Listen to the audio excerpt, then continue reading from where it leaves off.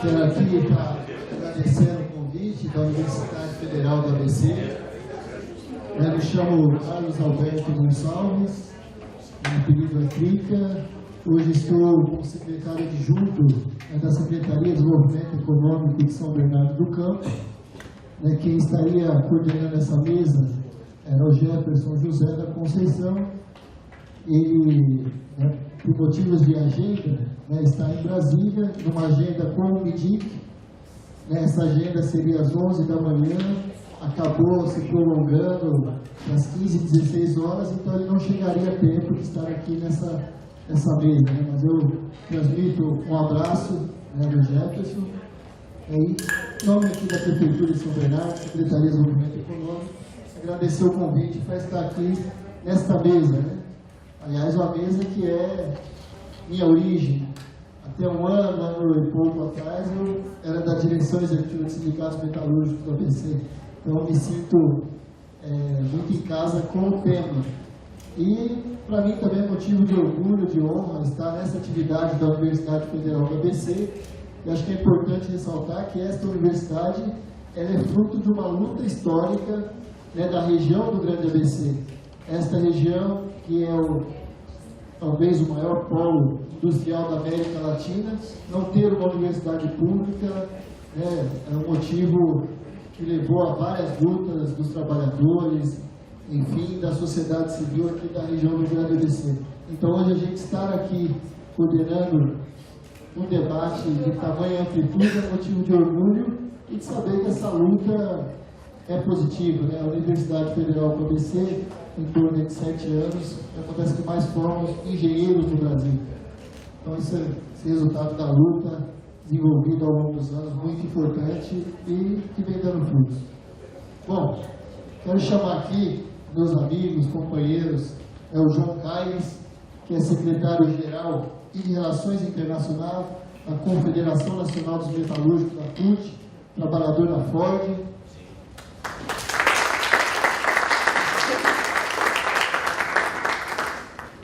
Meu amigo e companheiro Fábio Lins, secretário de Relações Internacionais da Confederação Nacional dos Químicos, e trabalhador da BASF, isso é importante, os dois sindicatos, representantes aqui dos dois sindicatos mais importantes da região do Grande ABC, Químicos e Metalúrgicos, para estar fazendo esse debate aqui conosco. Então, já passo aqui rapidamente ao Fábio, que está fazendo a apresentação. Fábio, fica à vontade.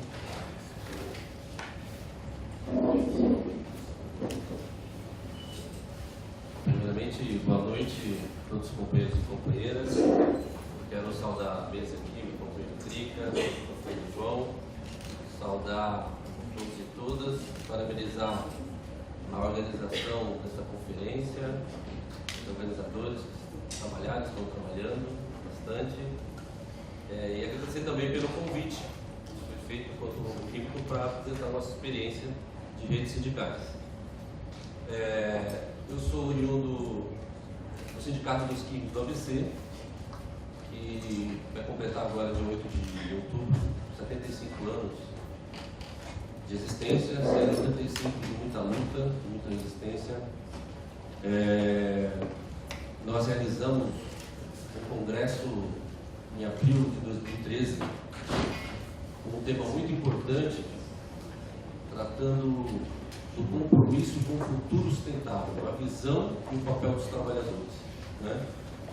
E enquanto Confederação Nacional dos Químicos, nós também acabamos de realizar o nosso congresso, que tratou de um tema também muito importante, que tem a ver com tudo isso que nós estamos discutindo, que é a questão do desenvolvimento com geração de emprego decente e fortalecimento do ramo químico.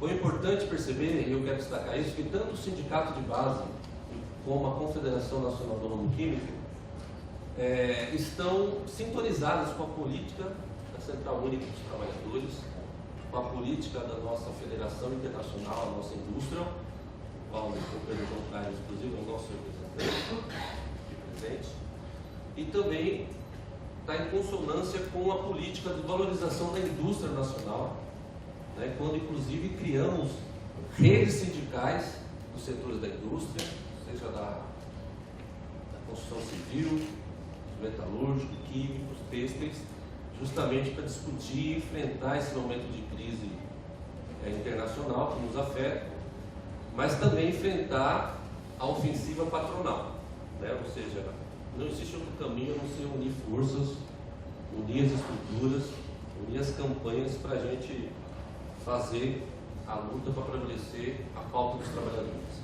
No dia 11 de julho, né, fizemos uma manifestação, o ramo químico se somou aos demais ramos da TUT, das demais centrais sindicais, fizemos grandes manifestações e as redes sindicais elegeram as multinacionais como prioridade para fazer as manifestações, né? E isso tem tudo a ver, inclusive, com a conjuntura e também tem a ver com as campanhas salariais que serão realizadas agora no segundo semestre, né? Além disso, as multinacionais, você sabe que governam o mundo, né? Coordenam o atual estágio do capitalismo e estão por trás das negociações das campanhas salariais, né? E o grande argumento das empresas multinacionais é que não pode aumentar o salário, porque aumentar o salário gera inflação. É uma grande mentira, porque a inflação é aumento de preço. Portanto, dá para aumentar o salário, reduzir o lucro, né?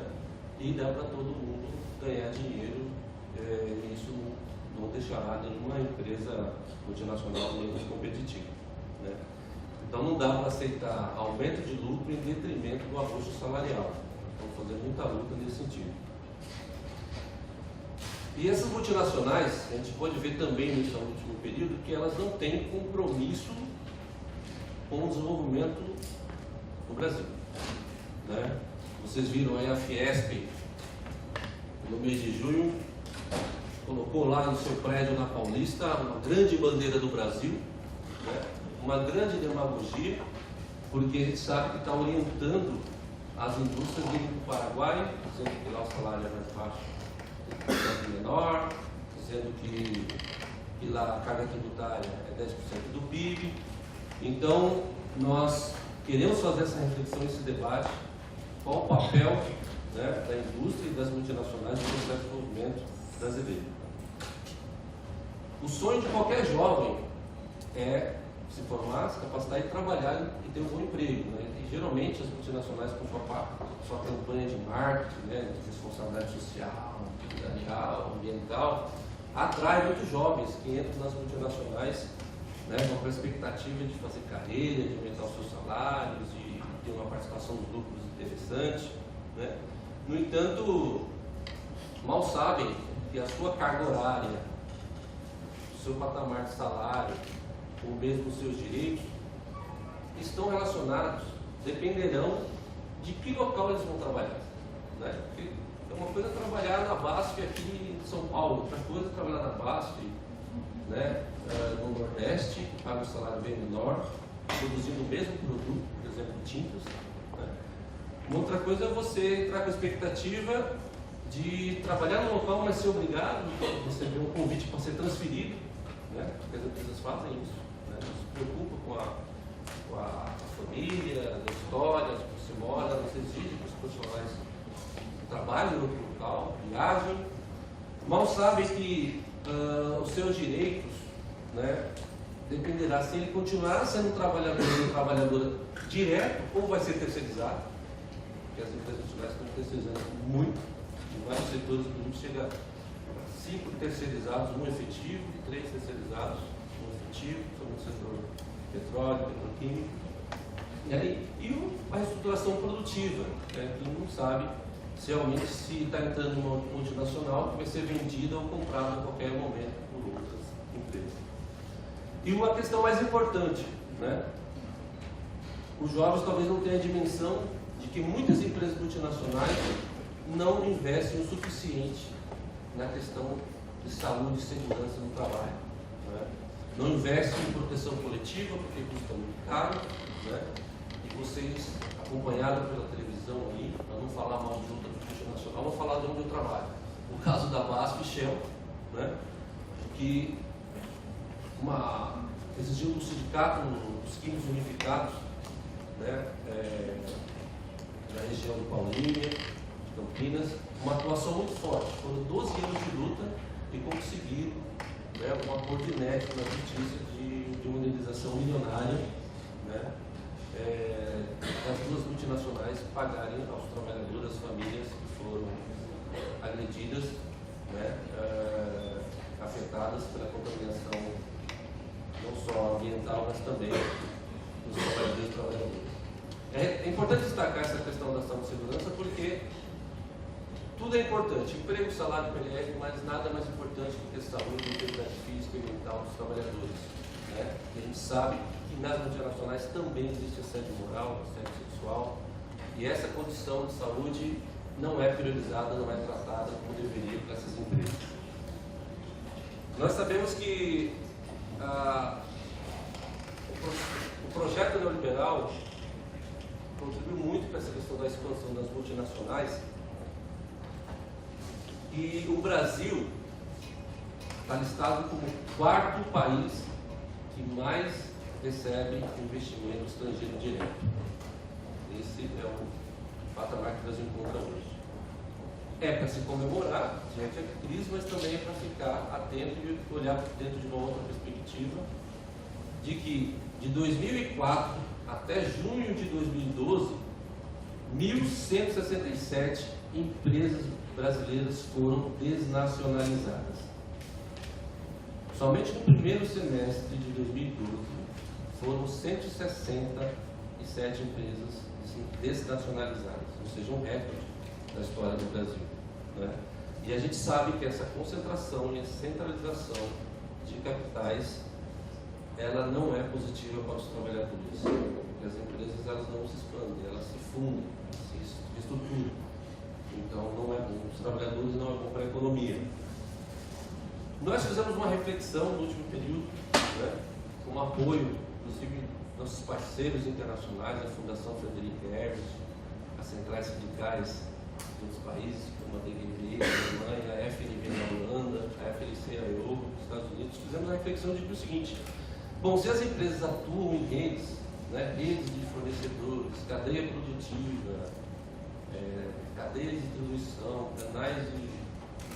elas estão todas organizadas, têm um controle de tudo que acontece no mundo, e nós, trabalhadores, não podemos continuar atuando apenas localmente, se contentando com um acordo pontual, uma convenção coletiva.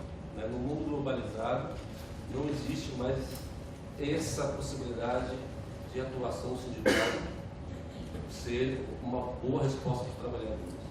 Portanto, além de criar as redes sindicais, a gente quer dialogar, e não só dialogar com as empresas multinacionais, a gente queremos dialogar com o poder público, os governos municipais, estaduais e o governo federal, em especial, primeiro, com a questão de implementar a Agenda Nacional do Trabalho Decente. E essa agenda tem vários temas importantes, e eu queria destacar algum deles, mas tudo se refere à questão das normas internacionais do trabalho.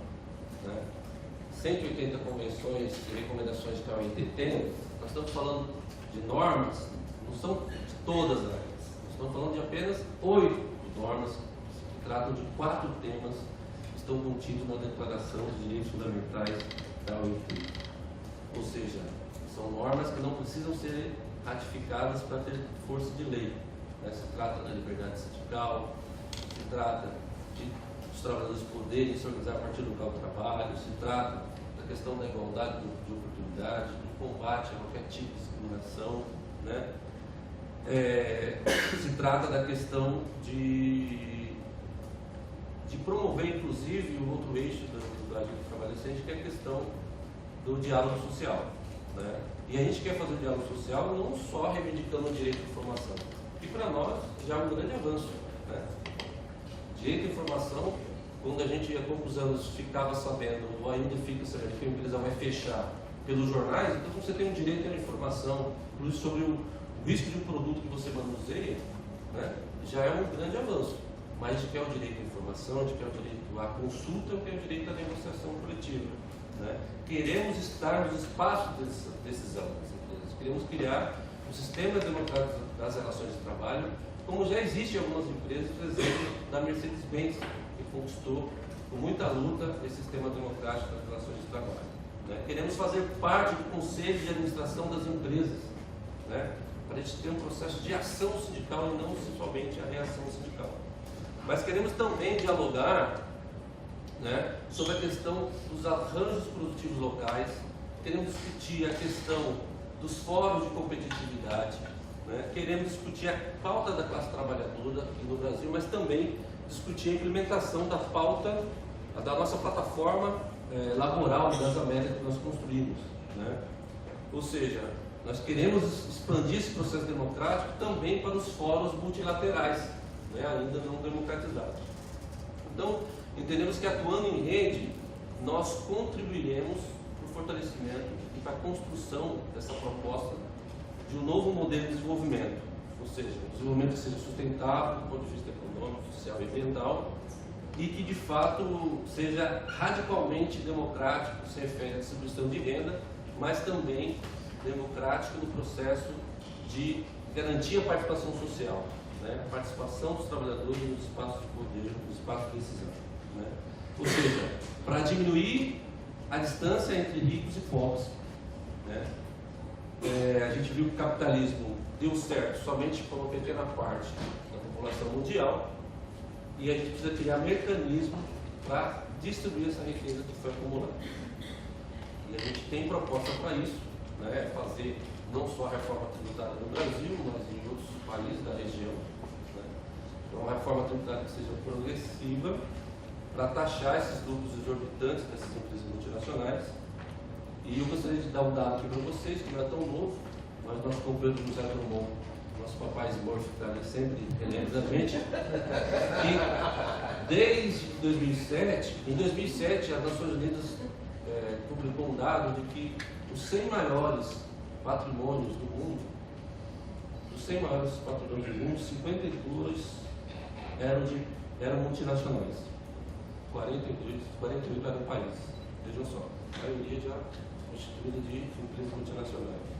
Existem 650 trilhões de dólares acumulados de posse dessas empresas, ou seja, 10 vezes o produto interno bruto mundial, que é de 65 trilhões. Né? Ou seja, toda essa riqueza acumulada indevidamente, né,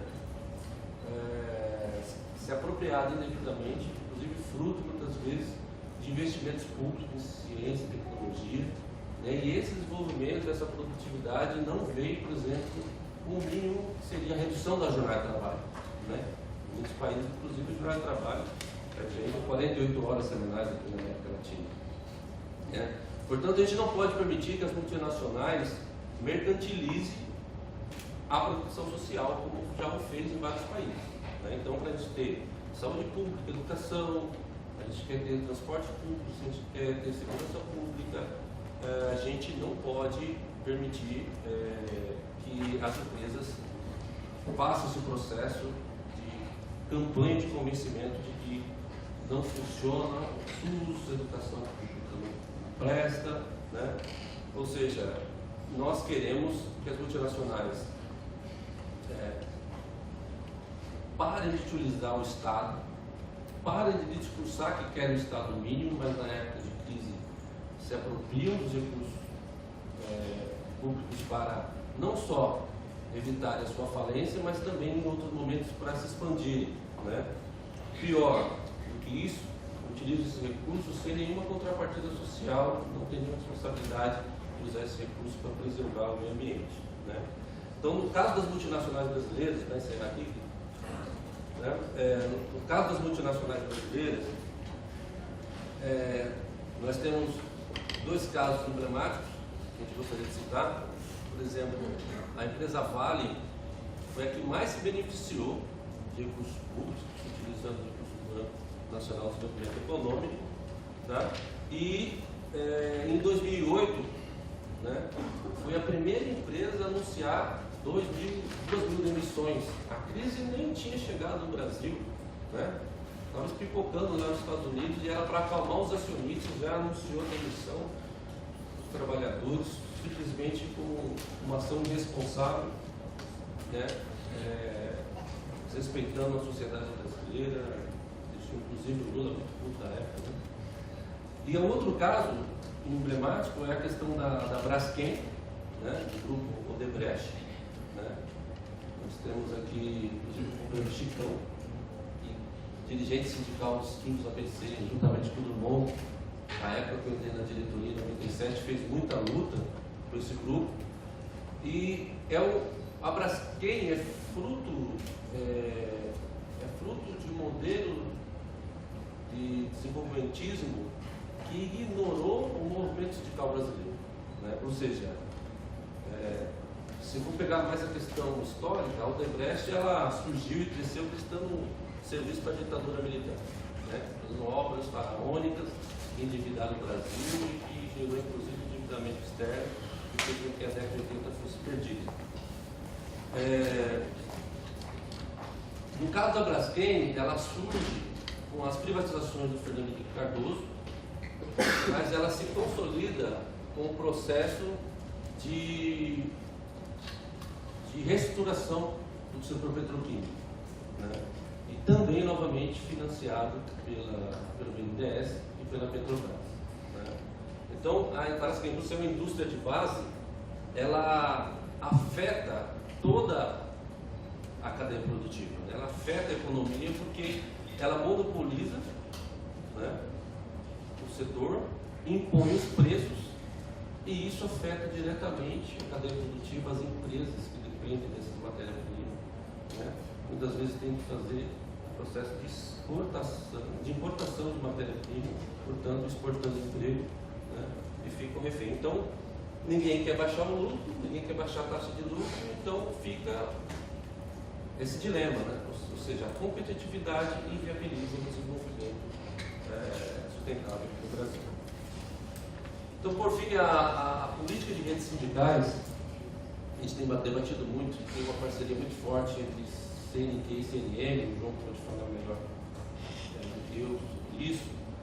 Nós entendemos que essa política de redes sindicais tem e deve ter uma parceria com a política externa brasileira. A política externa do governo federal tem que utilizar o movimento sindical também tem que acompanhar, né, aonde essas empresas multinacionais estão indo. Ou seja, nós podemos fazer um debate, né, junto com os trabalhadores dos demais países, de aplicar, monitorar o cumprimento dos direitos sociais, dos direitos, né, trabalhistas. Né? Em especial aqui na América do Sul, nós entendemos que a integração deve ser, tem que priorizar um modelo de que a produção seja complementária, né? As empresas brasileiras não podem ter uma postura subimperialista. Nós achamos que devemos priorizar a questão de criar programas de transferência de tecnologia, né? Não só para o Brasil, mas também pensar na região como um todo, e também resolver o problema de infraestrutura, a questão física e energética. Voltando para essa questão da organização sindical, nós entendemos que as redes sindicais é a continuidade da autorreforma sindical. Né? A autorreforma sindical iniciada com a criação da CUT em 1983, a CUT vai completar agora 30 anos de existência. Nós entendemos que foi necessário romper com a estrutura sindical, mas não podemos nos acomodar. Né? Então, criar a organização local do trabalho, criar a discussão no macro setor, criar redes sindicais, unificar sindicatos, ainda é uma prioridade. Esse processo da autorreforma sindical tem que ser acelerado, porque nós ainda estamos reagindo às ações das empresas multinacionais. Né? Quando a gente tiver uma estrutura sindical mais forte, sindicatos nacionais, sindicatos internacionais mais fortes, quando as redes sindicais realmente forem uma prioridade, nós poderemos fazer ações mais concretas para defender o interesse dos trabalhadores e promover o trabalho decente.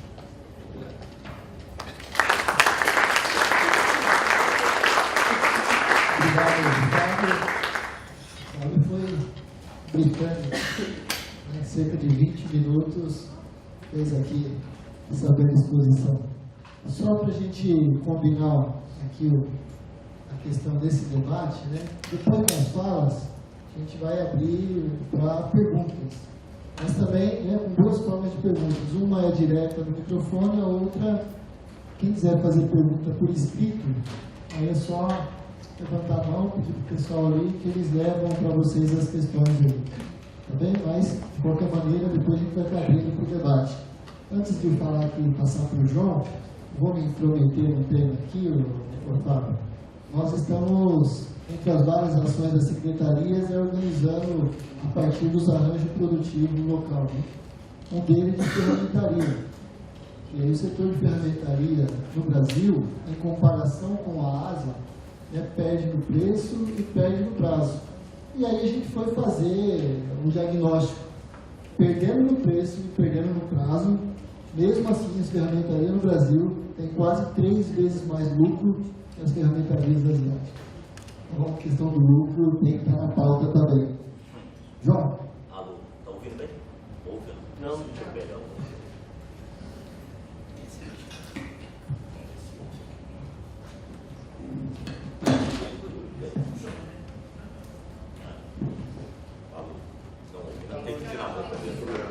Então, tudo bem.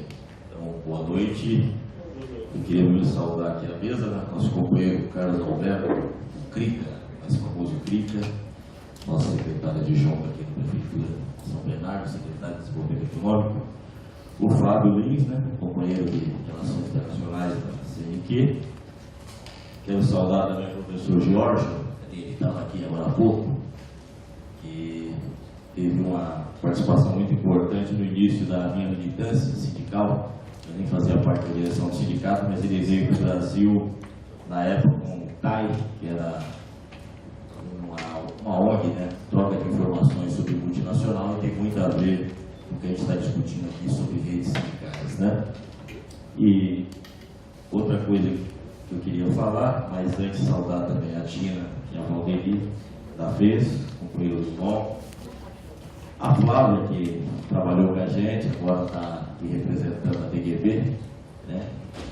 Nosso povo aqui que veio nos assistir. Eu não sei se tem muitos alunos aqui, acho que tem poucos, tem alguns alunos, né? E para mim, estar aqui na Federal do ABC é um motivo assim até de emoção, porque nos anos 90 nós fizemos uma luta muito grande para criar a UABC. Na época a gente falava UABC, e eu fui presidente do centro acadêmico lá da Fundação Santo André. A gente fazia a luta por lá. E uma vez nós fomos conversar com os reitores das universidades paulistas, e foi broxante, para dizer outra coisa. Eles falaram que não era interessante criar outra universidade, porque senão o Estado ia dividir a verba, ao invés das 3, que seria a Unicamp, a USP e a Unesp, teria mais uma para dividir a verba. E hoje, graças a Deus, a gente vê que é um novo projeto político, né, que olhou para a região do ABC, não só para a região do ABC, mas para o Brasil como um todo, para essa questão da educação. E eu tenho o privilégio de ver da janela do meu apartamento a Federal do ABC Campus Santo André, que eu moro ali perto de Santo André. E sinceramente eu nem sabia que esse campus aqui estava pronto, apesar de trabalhar aqui do lado. A CNN fica aqui no quilômetro 18, eu fiquei até surpreso. Eu estive aqui quando foi lançada a pedra fundamental, o Lula veio aqui e estava fazendo a pedra fundamental, mas eu achava que ainda estava em construção, né? Estava na pedra ainda. E realmente a gente percebe assim, a política educacional no Brasil ficou a reboque, e hoje tem muita coisa que está sendo feita no Brasil, assim, assoviando, chupando cana, trocando pneu com o caminhão, né, o carro andando. Então é um motivo assim, de emoção a gente vê um aparelho como esse, né, um bem público, uma universidade desse porte, com um novo projeto educacional, com uma nova filosofia, né? Infelizmente, assim, eu não tive oportunidade na minha época de prestar o vestibular de estudar na Federal aqui do ABC, mas o meu filho, ele está na Federal de São Paulo, campus Diadema, que também não existia. A Federal de São Paulo era restrita à área médica em São Paulo, mas no governo Lula foi aberto o campus Diadema, que está sendo construído, e meu filho está no 4º ano de engenharia química. Então, eu não pude fazer, mas a luta valeu a pena. Ou seja, tem gente que falou que o gigante acordou, né? O gigante está acordado faz tempo, né? A gente tem lutado há muito tempo para que o Brasil seja cada vez melhor. Então, eu queria falar um pouco também sobre essa questão, e infelizmente os companheiros, nem o Barbosa, o companheiro de longa data, que é o secretário de Relações Internacionais do Ministério do Trabalho, ele está em Moscou, na reunião G20, e eu não sei o que aconteceu com o Messias estava previsto vir, o Manuel Messias, que na verdade é o secretário de Relações de Trabalho. Ele não pôde vir. Uma pena que a gente poderia fazer um debate, até fazer uma interface entre o movimento sindical e o governo, porque o tema aqui é redes sindicais. Eu não sei se os alunos assim, têm muito conhecimento sobre isso. E, na verdade, tem alguns, né, os alemães dizem que foram eles que começaram, lá para os anos 80, aquela coisa toda, com a história da Volkswagen, Intersole, entre outras.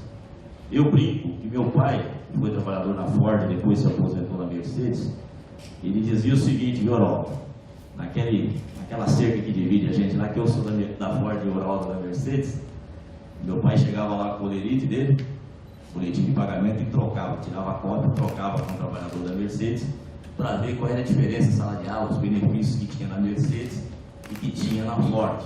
E aí eles iam conversar com a comissão de fábrica, ou na época, quando não tinha ainda a comissão de fábrica, aí iam no sindicato e falavam, pô, lá o eletricista ganha tanto, na Ford ganha menos ou ganha mais. E aí, uma coisa incipiente, uma coisa bem simples, de intercâmbio e de troca de informação, que é o princípio, assim, vamos dizer, da rede sindical. Então, nada mais é do que isso. Então, a ideia de você criar troca de informações, né? Mas, na verdade, eu até aconselho, e vou fazer um pouco de merchandising aqui do Drummond, eu encontrei um texto dele que é de 2008, né, sobre redes sindicais, e é lógico, para quem está na academia, quem está estudando, aqui é um tema que aprofunda um pouco, entra na questão, né, da dialética, do marxismo, entre outras coisas, e várias experiências, tem bastante profundidade. Seria interessante quem tiver interesse em ler, está aqui, posso deixar, mas também posso deixar recomendado no site. Mas assim, a partir dos anos 90, o Fábio já colocou um pouco aqui, a gente percebe no Brasil, após a abertura econômica que foi feita, que deveria ser feita, mas ela foi feita de uma maneira bem desastrada, né? Quando se falava que os carros brasileiros eram uma carroça, aí abriu o mercado para os lados russos, era pior que os nossos, mas tudo bem, abriu os mercados e a gente começou a ter grandes conglomerados mundiais participando, a ampliação não só das empresas do ramo do setor automotivo, mas como um todo as empresas foram ampliando, e também houve um deslocamento muito grande aqui no Brasil de empresas. Tinha uma grande concentração em algumas regiões industriais e elas foram se deslocando para outros pontos do Brasil com um objetivo claro de ou de fugir de sindicatos mais organizados ou de procurar uns salários mais baixos, condições piores. Então a gente percebeu que essa forma que a gente tinha pensado antes, né? Primeiro se passou do sindicato, que antes o trabalhador tinha que ir no sindicato conversar com os dirigentes, aí o período do presidente Lula à frente dos metalúrgicos São Bernardo do Campo, Diadema, antes do ABC, e se passou o sindicato na porta de fábrica. E depois, já nos meados dos anos 80, se começou a discussão do sindicato dentro da fábrica, ou seja, organizar e democratizar o local de trabalho, porque 1/3 das nossas vidas a gente vive dentro dele. E aí começou a se discutir que esse modelo só não era suficiente, a gente precisava ter mais coisas. E aí surge essa ideia de discutir, de organizar os trabalhadores em rede, assim como as empresas. Só para vocês terem uma ideia, qualquer empresa multinacional, a gente tinha, eu sou funcionário da Ford, no final do dia, o presidente mundial da empresa sabe exatamente o que aconteceu lá, o número de acidentes, o número de carros foram produzidos, ele tem isso no final do dia. E a gente precisava se organizar de alguma maneira.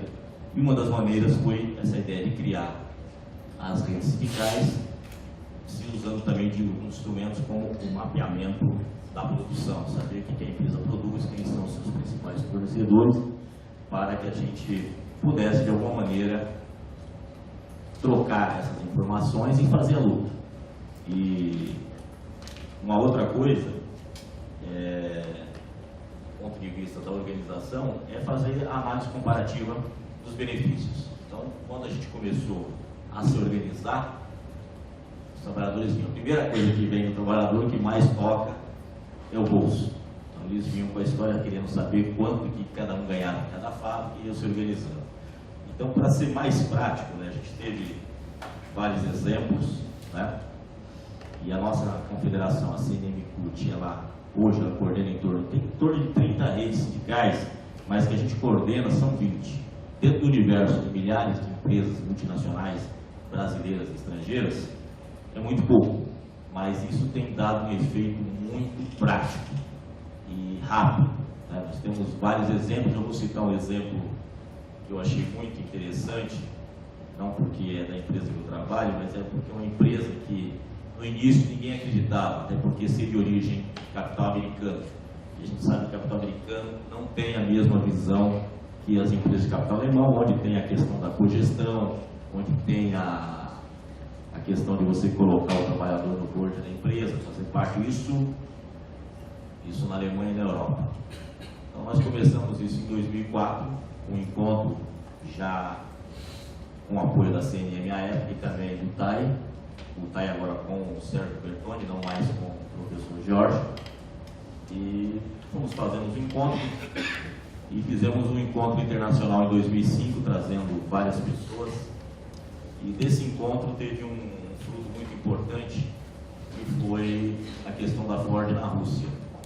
Veio um companheiro chamado Alexei Timanov, ele ficou muito curioso, ele veio conhecer como era a nossa forma de organização no Brasil, conheceu a fábrica de São Bernardo, a fábrica de Taubaté e até então a fábrica da Bahia, que era recente. Só para vocês terem uma ideia, a Ford se instalou na Bahia pagando um quinto do salário de São Bernardo. Mas mesmo assim o Fiesta produzido lá não era mais barato que o produzido aqui, era tudo o mesmo preço. E ele teve uma sacada interessante, ele começou a tirar foto dos alimentos no mercado. Eu achava que ele meio maluco, falei, esse russo está louco, né? No mercado batia foto e tal. Depois ele começou a fazer a comparação. Aí ele percebeu que o salário dos russos, isso na Europa, né? Na Europa já do oeste, né?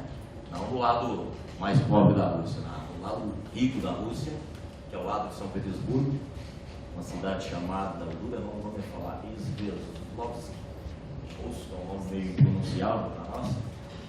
Ele percebeu que eles estavam ganhando menos que a fábrica da Bahia, ou seja, ganhava 1/7 do que ganhava o trabalhador em São Bernardo.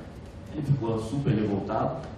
Até então era um sindicato ligado ao bolchevismo, ao antigo regime, era um sindicato oficial, assim como temos aqui no Brasil ainda a estrutura oficial, que está, me perdoe os companheiros da CNTI, né, da nova central sindical, que é o que representa o sindicato oficial desde a era Vargas. Aí ele percebeu isso, criou um sindicato independente. E hoje eles têm um salário igual ao de São Bernardo. Os padrões europeus ainda estão um pouco baixos, mas eles conseguiram fazer a luta, muita greve, e através dessa troca de informação a gente conseguiu perceber, e não só isso, ele acabou organizando um sindicato nacional, que organiza não só as montadoras, mas ajuda a organizar Coca-Cola, todas as multinacionais que estão na Rússia, e eles estão fazendo um trabalho sério, mas digo que na Rússia não é simples. Eu estive lá 2 vezes, na segunda vez eu participei de um protesto, me chamaram de louco, porque lá é o seguinte, você vai fazer o protesto, você tem que avisar quantas pessoas estão lá, organizando. Você falou 30, se tiver 31 vai todo mundo preso. Então não tem conversa. A Rússia realmente é uma ditadura, caminha mais para isso, não se elege mais governadores nem prefeitos, somente os deputados. Isso Putin mudou a Constituição, mas a gente não vê falar isso aqui, né? A gente vê falar da Venezuela, que diz que é uma ditadura, apesar de ter plebiscito, ter eleição, ter tudo, mas a Rússia é uma ditadura. Inclusive o Alexei quase foi morto, tentaram matá-lo, mas hoje ele está numa situação mais tranquila. E o que a gente coloca com relação à questão aí, que veio um pouco ao tema tratado com relação à política externa, é o que isso vem construindo de relação internacional, porque a gente consegue fazer a rede no país com empresas nacionais e internacionais, e você consegue fazer a discussão, juntar os sindicatos, centrais sindicais diferentes, não é só a CUT. Nós temos, por exemplo, a rede Gerdau, tem um companheiro aqui que é o coordenador da rede, o companheiro Gilberto, e tem várias centrais, tem a CUT, tem a Força, tem a CTB, tem o Condutas, eu não sei se tem outras, mas é enorme, e mesmo assim a gente consegue unificar o que nos interessa, né?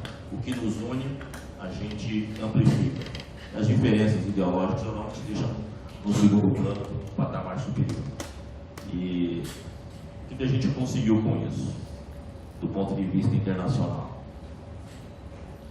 Uma coisa bem clara, você consegue ampliar a relação com os sindicatos internacionais. Então, nós tínhamos uma boa relação forte, em especial com a Europa, em especial mais ainda com a Alemanha, ao ponto de conseguirmos eleger um companheiro para compor o board dos diretores da Mercedes-Benz, que é o companheiro Walter Sanches, que é funcionário da Mercedes. E com essa política de redes, essa política de intercâmbio internacional, tanto com a Europa como com os Estados Unidos, nós conseguimos que avançasse nisso.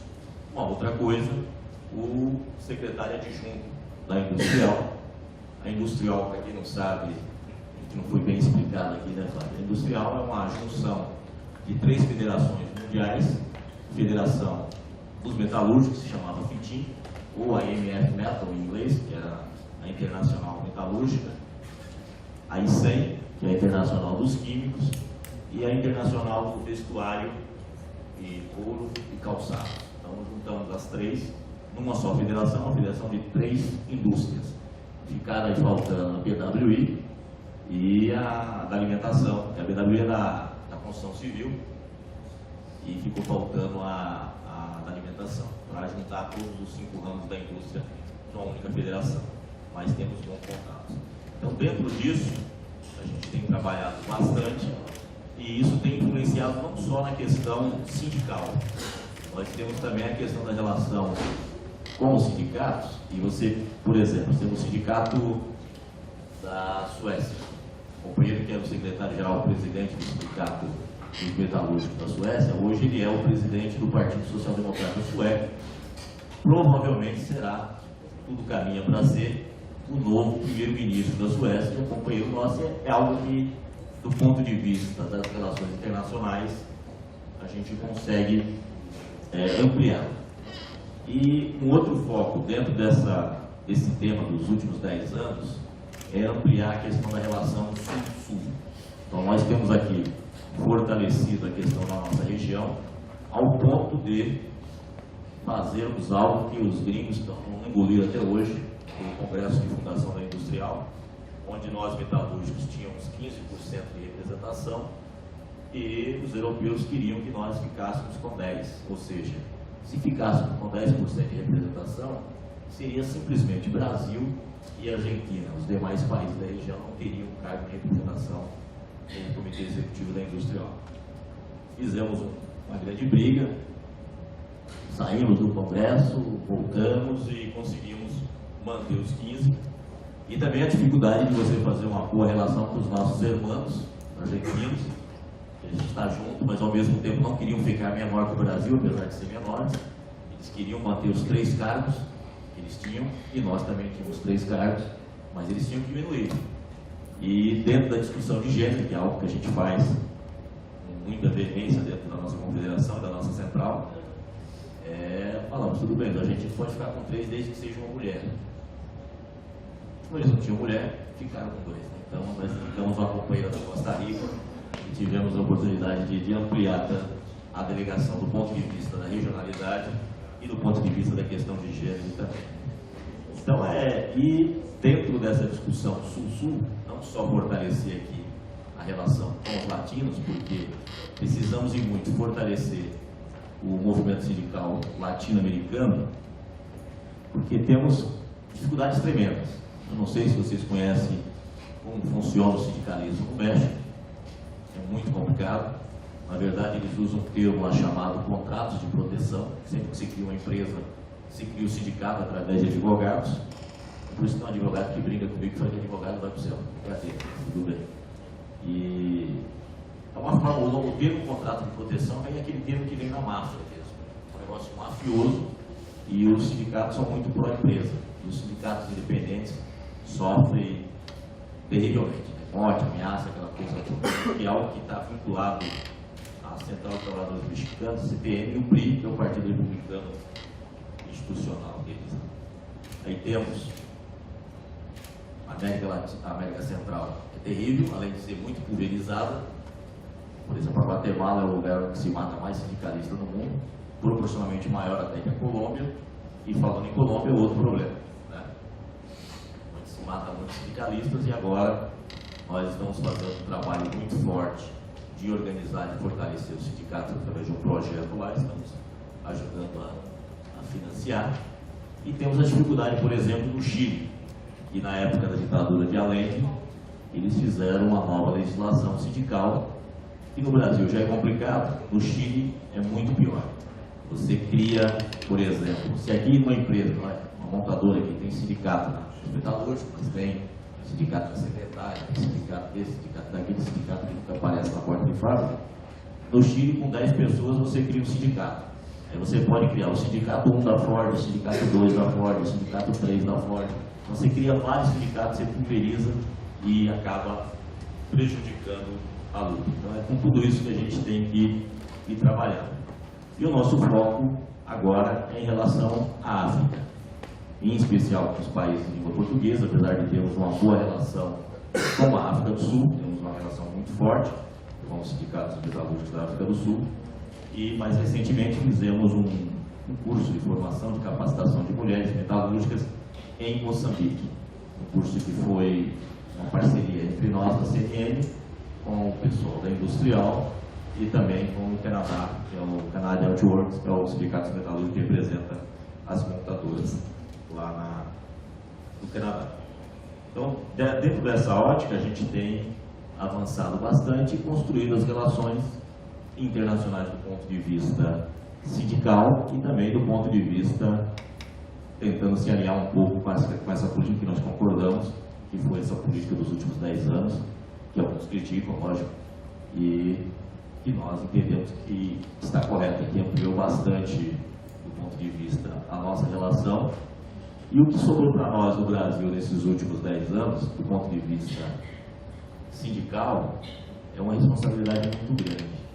Primeiro, o Brasil nos anos 80, na verdade nós éramos também os primos pobres aqui, e o que eles iam fazer, os europeus? Financiavam muita coisa, muitos projetos de formação, ajudavam a construção de escolas sindicais, tem um projeto Cajamar, a escola 7, lá em Minas, outras escolas que a CUT fez, foi tudo financiamento estrangeiro e vários cursos de formação, mesmo agora nós concluímos com as comissões obreiras de Espanha, só que agora essas coisas subiram, desapareceram, o pessoal não quer mais gastar dinheiro no projeto, investir em projetos no Brasil, porque a visão que se tem do Brasil é uma outra visão. O Brasil hoje é diferente e é lógico, nós entendemos que nós crescemos bastante, estamos retribuindo essa solidariedade que nós tivemos ao longo desse tempo, mas tem muita coisa que a ser feita. Inclusive na industrial, nós tivemos que aumentar a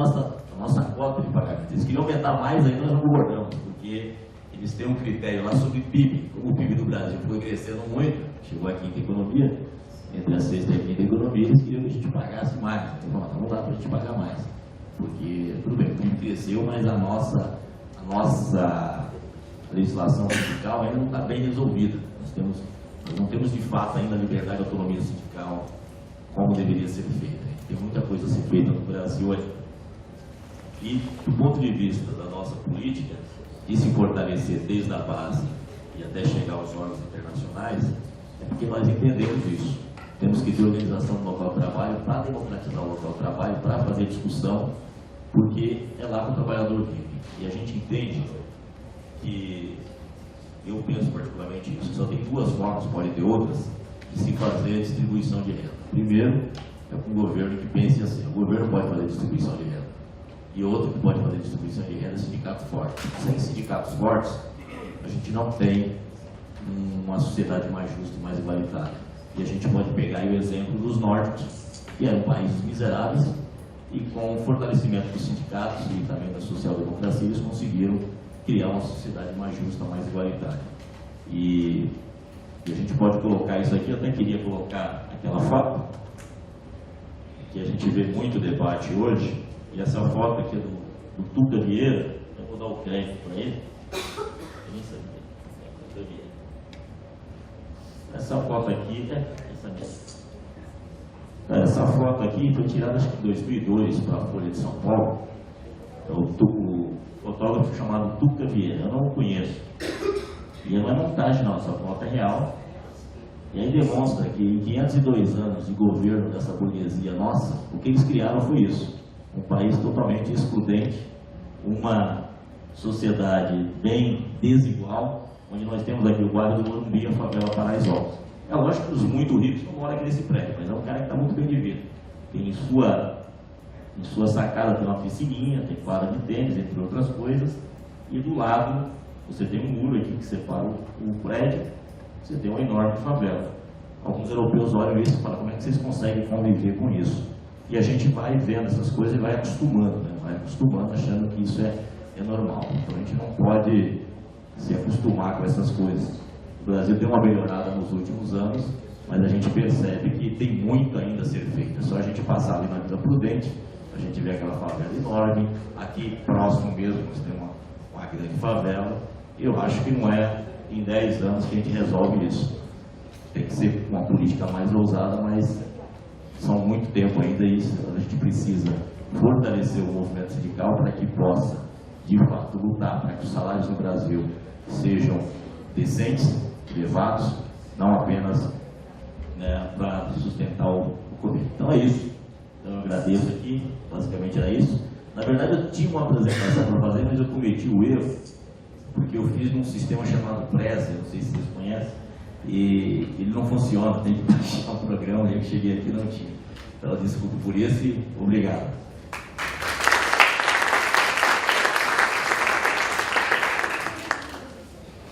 Obrigado, João.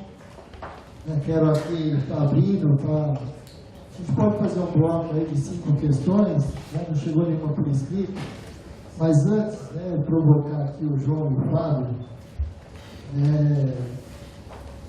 Ô, João, você falou um pouquinho da questão do primo pobre, do primo rico, mas eu queria que vocês, tanto o João quanto o Fábio, aprofundassem um pouco esse debate, porque eu me recordo que há pouco a Ford fechou um acordo e que o tempo todo estava na mesa o salário em dólares dos trabalhadores.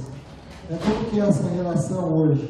Você falou pouco, mas eu queria que você aprofundasse a relação dólar, se o Brasil é um dos que mais paga, o que menos paga, está muito longe a diferença salarial da Europa, enfim.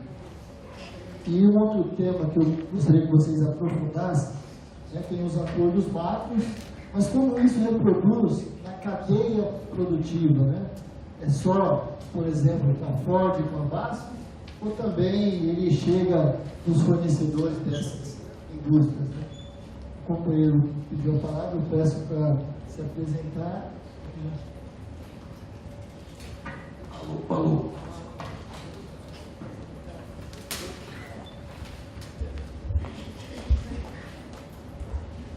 Boa noite, meu nome é Ricardo Jacques, sou da equipe da Secretaria de Relações Internacionais da CUT e junto com um outro companheiro, Alexandre Ventos, instituímos a tarefa que durante muitos anos foi tocada pelo nosso companheiro Drummond, eu que venho dos bancários, da Sociedade Bancária de São Paulo. Eu queria ir, durante algum tempo fiquei na Secretaria de Relações Internacionais da Contraficut, que hoje está sendo tocado pelo meu companheiro Mário Reis, que está aqui presente. A gente tocou muito essa questão do tema das redes. E uma das coisas que a gente sempre fez debate no setor bancário foi que, primeiro, as empresas multinacionais ela têm uma visão estratégica sobre os estados nacionais diante da sua legislação, diante de sua cultura e uma oportunidade de aumentar sua taxa de lucro. O que acontece? Se uma empresa multinacional ela já está naturalmente organizada numa determinada rede, ela tem uma política central organizada na sua matriz e com ordens a ser executada nas suas sucursais pelos países afora. E em cada um dos países eles utilizam talvez a debilidade da legislação, o não avanço da legislação em determinado país, para aumentar a sua exploração sobre os trabalhadores e a população local. E aí, o que a gente começa a discutir, as redes cênicas internacionais, que precisaria ter um padrão mínimo de respeitabilidade de comportamento dessas empresas diante dos países onde ela está atuando. E, obviamente, a gente sempre se pautou em cima de 3 grandes referências, que são as convenções da OIT, as diretrizes da OCDE e o Pacto Global da ONU.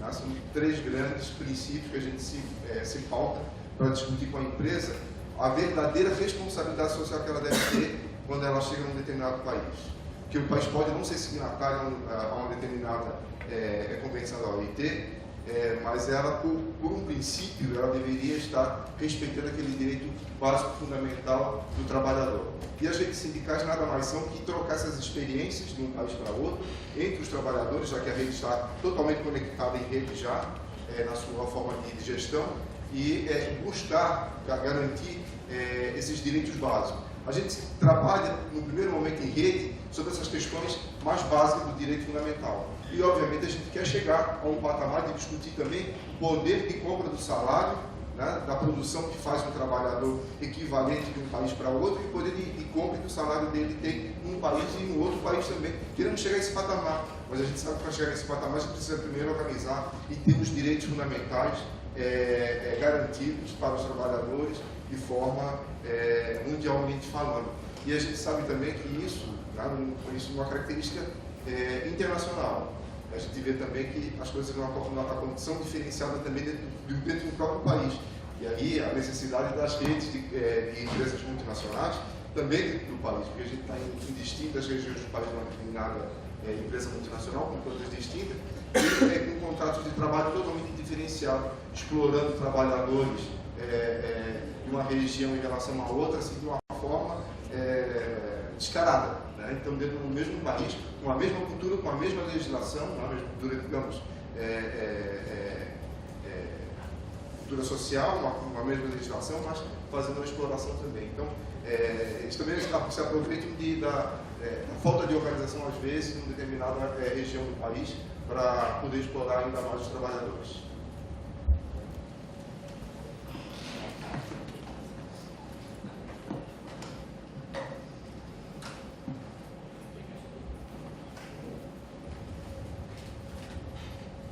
Boa noite, meu nome é Chicão Ribeiro, eu sou ex-dirigente do ramo químico e ex-membro da direção nacional do DIERES.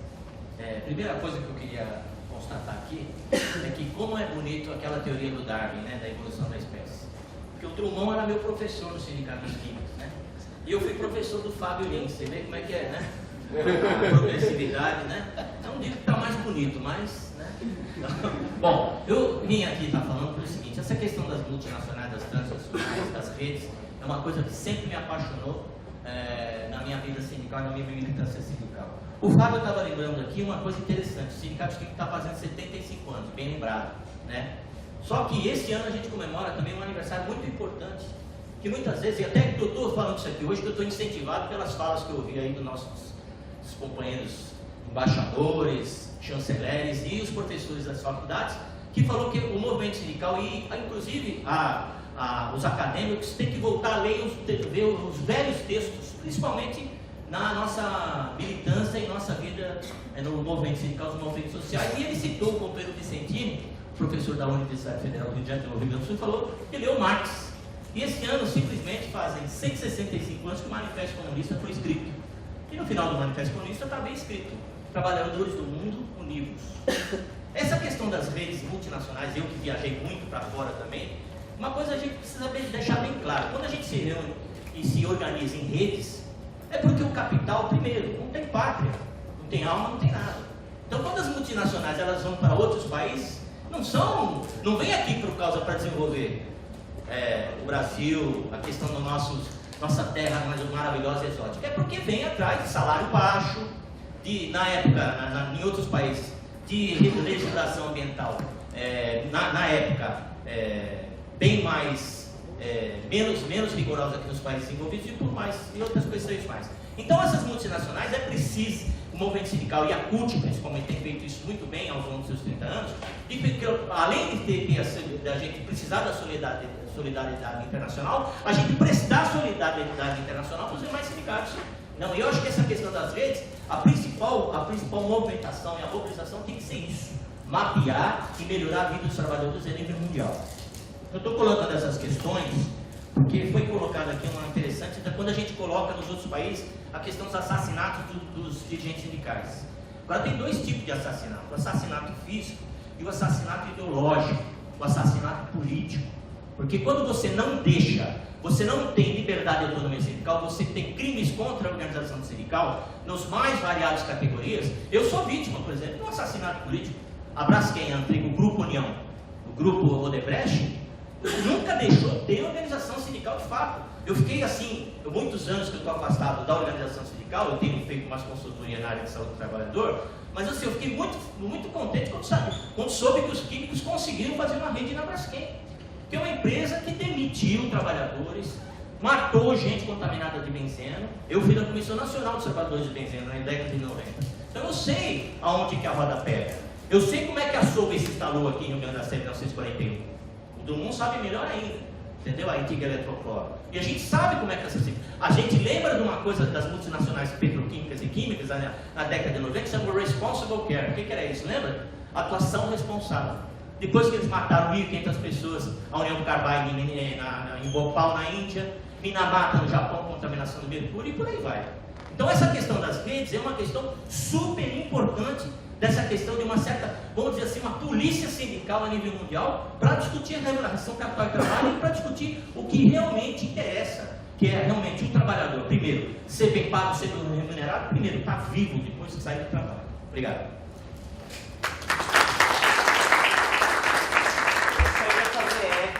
Falaram, só corroborando.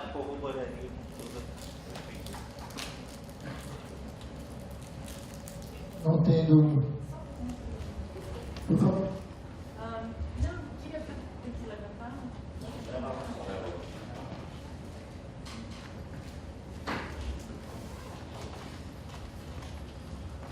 Obrigada. Eu sou Beatriz Leandro, pesquisadora sobre sindicalismo e meio ambiente da Universidade de Umeå, da Suécia. E eu queria perguntar para vocês, depois do ano passado, que vocês fizeram a Assembleia Sindical, durante a Rio+20, se aumentou a preocupação sobre o desenvolvimento sustentável e o meio ambiente dentro das redes sindicais. Não só dentro do Brasil, mas nas articulações que vocês têm aqui no IBAS, nos BRICS. Se tem alguma política específica? Obrigada.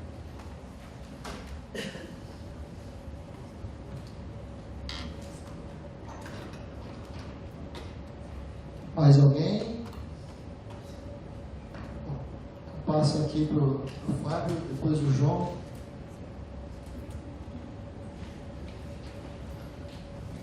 Agradecer pelas contribuições, pesquisa. O Chicão falando passou um filme na minha cabeça, né? A gente fez muita luta no petroquímico, realmente a situação mudou muito. Eu estive conversando lá recentemente com um sistema único de representação, uma outra conquista, né? A SUAP não tinha uma representação interna no local de trabalho, e o que eles me relataram é que estão preocupados com a renovação e responsável que está tendo. As empresas estão contratando, mas quem está contratando jovens profissionais, estagiários, e quem é da antiga, que tem toda a experiência, conhece aquela bomba, né? Não quer ficar, até porque estão preocupados com a própria manutenção que não é feita devidamente, né? E estão se aposentando e saindo e não vê a hora de se aposentar, porque o risco, a preocupação com a saúde e segurança é muito grande. Então, estamos com dificuldade, inclusive, de fazer uma reflexão com esses novos profissionais, de continuarem com a sua representação no local de trabalho, né? Muitos não querem participar, porque dá trabalho, essa militância sindical, né? Então, de certa forma, talvez a gente precise fazer esse debate, né, a partir da própria educação, né, debate nas escolas, na universidade, a importância da gente entender que não é só um emprego, né, não é só individualmente a gente deve atuar pensar na carreira profissional, esse olhar cidadão, construir uma sociedade de fato com justiça social, com respeito ao meio ambiente, né, para deixar para as próximas gerações, para nossos filhos, para nossos netos. E a gente tem uma dificuldade muito grande hoje em todas as empresas que têm organização local de trabalho. É difícil você ter um jovem, né? Salvo o Aldo lá na Mercedes, eu na Paz. Né? Não é tão jovem, mas vai ser tão jovem. Né? Eu entrei com 21 anos, eu estou com 37.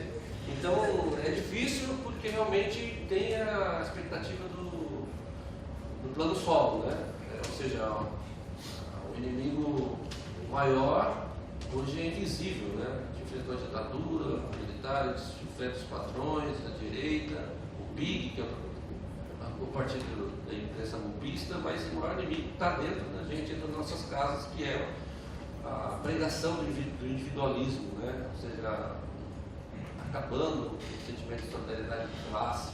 Antigamente a gente tinha um acidente grave, né? Não precisava nem ser uma morte fatal, mas tinha um acidente grave numa empresa, quando os trabalhadores paravam a produção, exigiam mudanças, né? Paravam, faziam solidariedade. Hoje em dia é raro, né? Hoje em dia atropela um, outro perde o dedo, o outro se contamina, e os trabalhadores, de certa forma, trabalhando naturalmente, como se não fossem com eles, né? Então falta essencialmente essa questão do espírito de solidariedade, se indignar com essas condições de trabalho colocadas não só no setor petroquímico como em outras indústrias, né? A questão que o Clico coloca sobre a questão da diferença salarial, vou deixar para o João falar mais essa questão internacional. Eu queria citar aqui um exemplo muito positivo do setor do ramo do setor financeiro, né? O ramo financeiro, está aqui o Ricardo Jacques, né? Qualquer trabalhador ou trabalhadora, funcionário de qualquer banco hoje, público ou estatal, aqui o nosso companheiro de Relações Internacionais hoje também da Contras, qualquer trabalhador, funcionário do Bradesco, da Caixa Confederal, do Brasil, do mesmo Itaú, seja ele morador, trabalhador lá em Manaus, Pernambuco, Rio Grande do Sul, São Paulo, ele tem o mesmo salário, né? Tem um piso salarial, tem um contrato coletivo nacional, né? Os direitos estão estabelecidos, então não tem para onde correr, né? Não só em bancos multinacionais, nacionais, estatais, não importa. E isso é possível. Por quê? Porque se tiver a capacidade de fato montar uma rede sindical, onde as diferenças ficaram da porta para fora, né? Ficaram com lutas, né?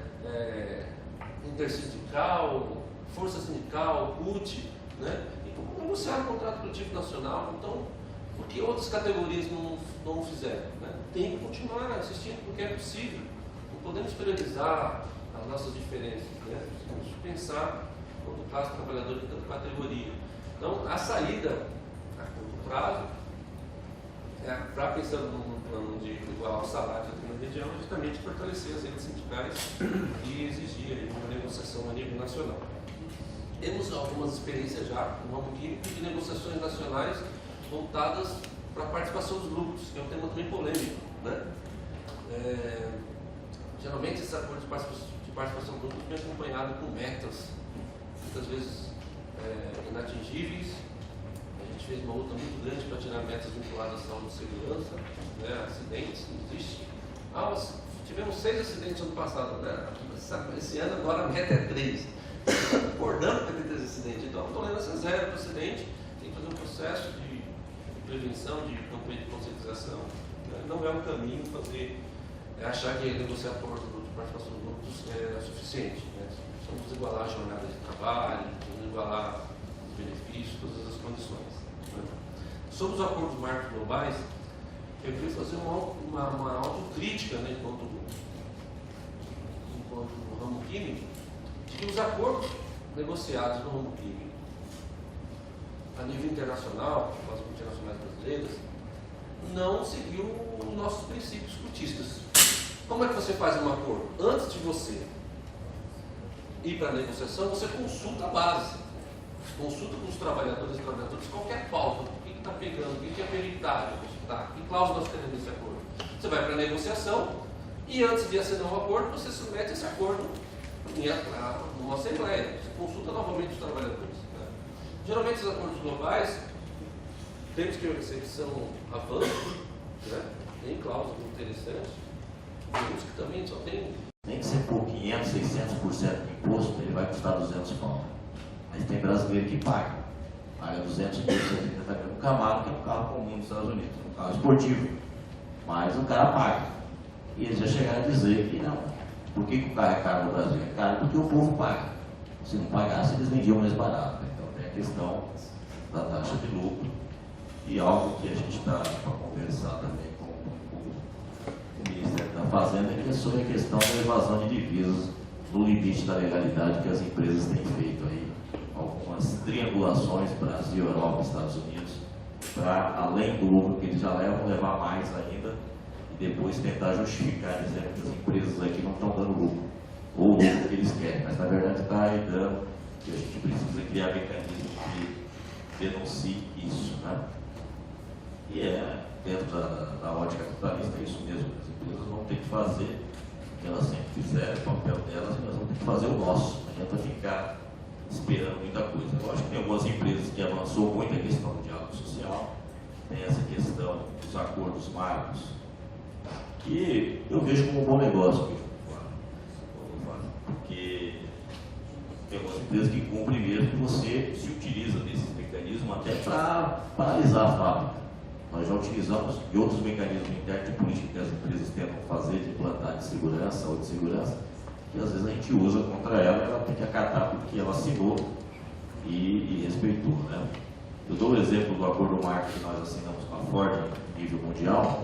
Na Europa eles fizeram um grande estardalhaço, porque na Europa já tem um pouco essa política. Mas aqui nas Américas, até porque tinha americano que trabalhava contra, dentro da direção, eles fizeram estardalhaço, mas estão cumprindo. Então é a questão da gente também se capacitar cada vez mais com o dirigente sindical e ir atrás disso.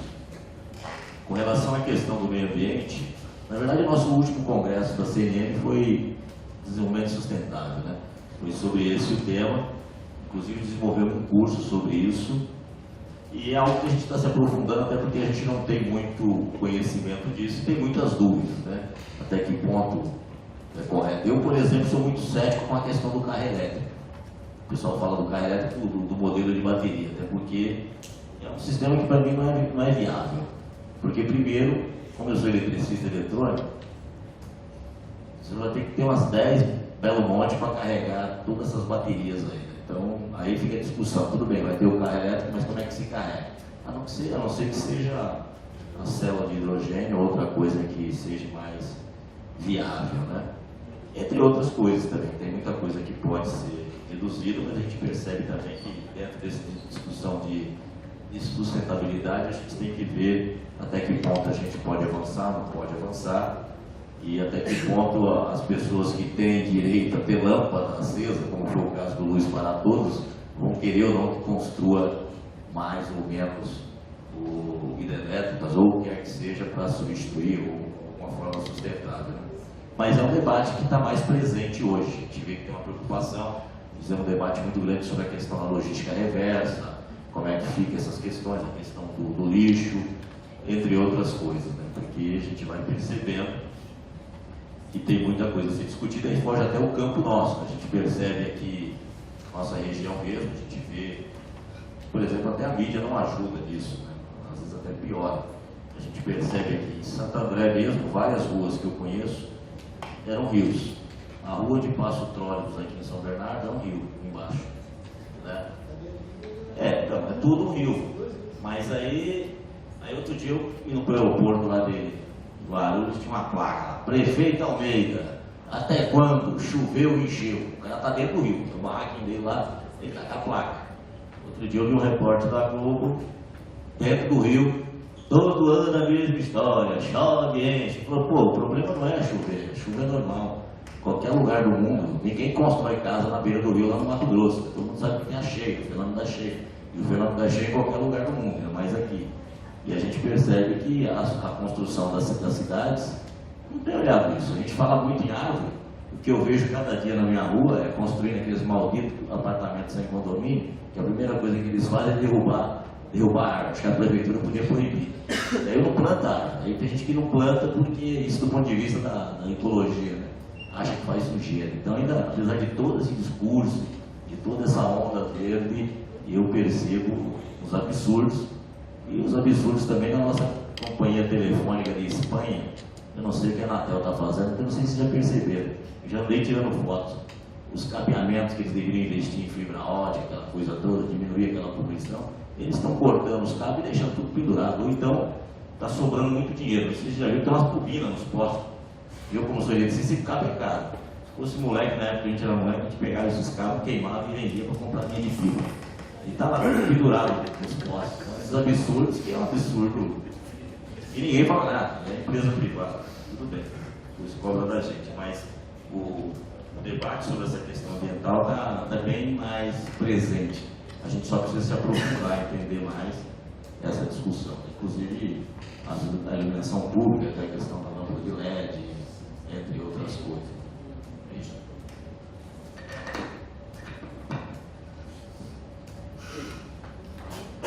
O companheiro me pediu uma inscrição, mais uma, duas, três. Aí a gente faz esse bloco, 4, depois parte para o encerramento, ok? Então, primeiro, por favor, está chegando aí o microfone.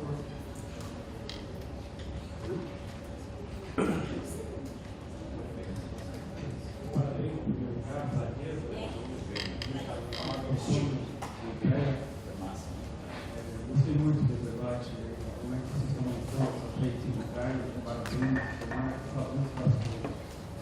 Fiquei só curioso, o companheiro sugeriu ali que a União Europeia, de alguma forma, apoiou muito o Brasil na construção dessas redes, e agora o Brasil está apoiando o país na água. Como é que vocês estão financiando essa operação? Se eu pudesse falar um pouco sobre isso.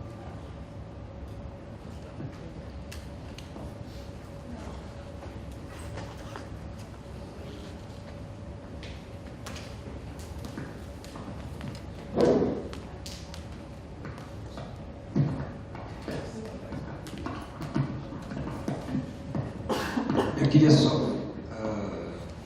sobre Drummond, José Drummond, né, o papai Smurf, que foi citado, trabalhando com redes também na CUT, né, e trabalhei, agora estou desligando, mas é um assunto que me interessa muito e eu pretendo ajudar. O João citou um trabalho que eu fiz aí, um artigo que eu publiquei em 2007, eu queria pedir a permissão para a mesa para indicar um outro artigo, não meu, mas de um grupo de matemáticos suíços da Universidade Tecnológica de Zurique, mais para os acadêmicos, né, que é interessante. Eles fizeram uma pesquisa com 74 mil e poucas multinacionais retiradas da UNCTAD, da OCDE, levando em conta os critérios da OCDE, Organização para a Cooperação Econômica, né, do que seja multinacional. E eles fizeram o quê? Esse grupo de matemáticos com cabeça de economista, né, fizeram um estudo de redes, né, e traçaram um enredamento dessas 74 mil e poucas multinacionais. Eu queria deixar o nome do trabalho, porque a conclusão do trabalho dele é muito interessante, que mostra que eles conseguiram, dessas 74 mil e poucas empresas, 46.040 empresas, que são empresas de capital aberto. Dessas 40 e poucas mil multinacionais, localizadas, segundo o trabalho dele, em apenas 26 países. É um trabalho que mostra a concentração de capital e riqueza. 26 países. E essas 40 e poucas mil multinacionais que estão aqui são controladas acionariamente, majoritária ou minoritariamente, com algum tipo de participação, por 1.318 multinacionais. Entre as 47 mil, né, 1.318 controlam essas 47 mil. As outras eles não conseguiram descobrir os nós da rede, né? Você sabe que rede a gente chama de nó, né? Como aqui as redes sindicais, o sindicato é o nó, a comissão de fábrica é o nó da rede, né? Essas 1.318 controlam essas 47. Eles foram descendo, e para vocês que gostam, os estudantes que gostam de matemática, matrizes, né? O estudo deles foi um estudo matricial, eles encontraram aqui 147. Foram descendo e encontraram 147 multinacionais dentro desse grupo todo, que por sua vez controlam 39,78% do capital dessas empresas.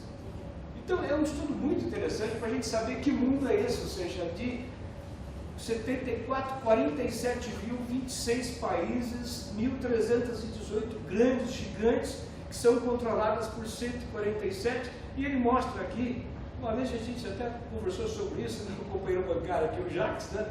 Quem é essas 147 mil empresas, né? Ele não dá a lista dela toda nesse trabalho dele, mas mostra 50, dá o nome aqui, o país, tudo, o controle de capital que ele tem sobre essas multinacionais todas.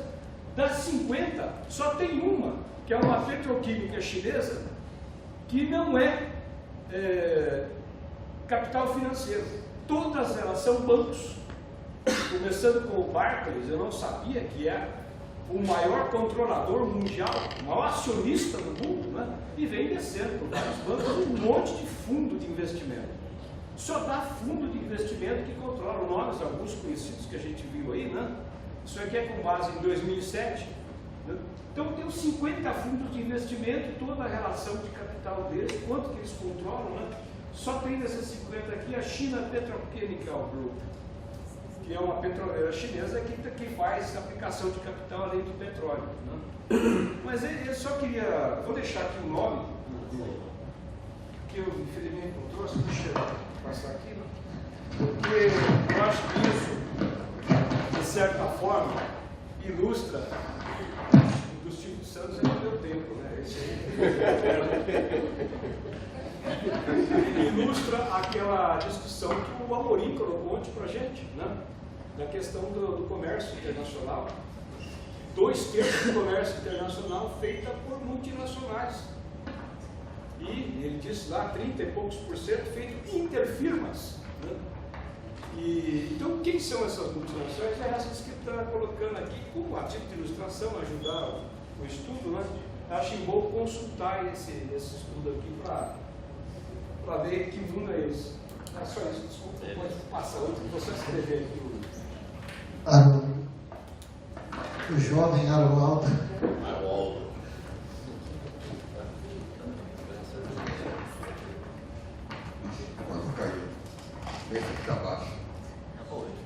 Primeiro, boa noite, né, a todos. Sou Aroaldo, sou aqui dos metalúrgicos do ABC, trabalhador aqui na Mercedes.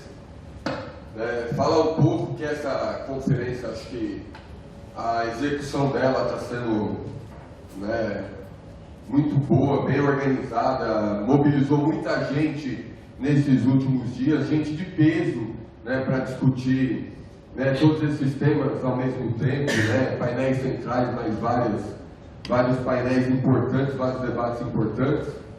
Mas só comentar que, infelizmente, né, acho que como o companheiro nosso sempre fala, o companheiro Sérgio Nobre, que é o secretário-geral da CUT, né, os trabalhadores, as pessoas em geral, não sabem, né, da importância, né, dos sindicatos na vida das pessoas, porque todo mundo que é trabalhador tem um sindicato que o representa, né, pode ser, né, pode estar mais distante, mais próximo.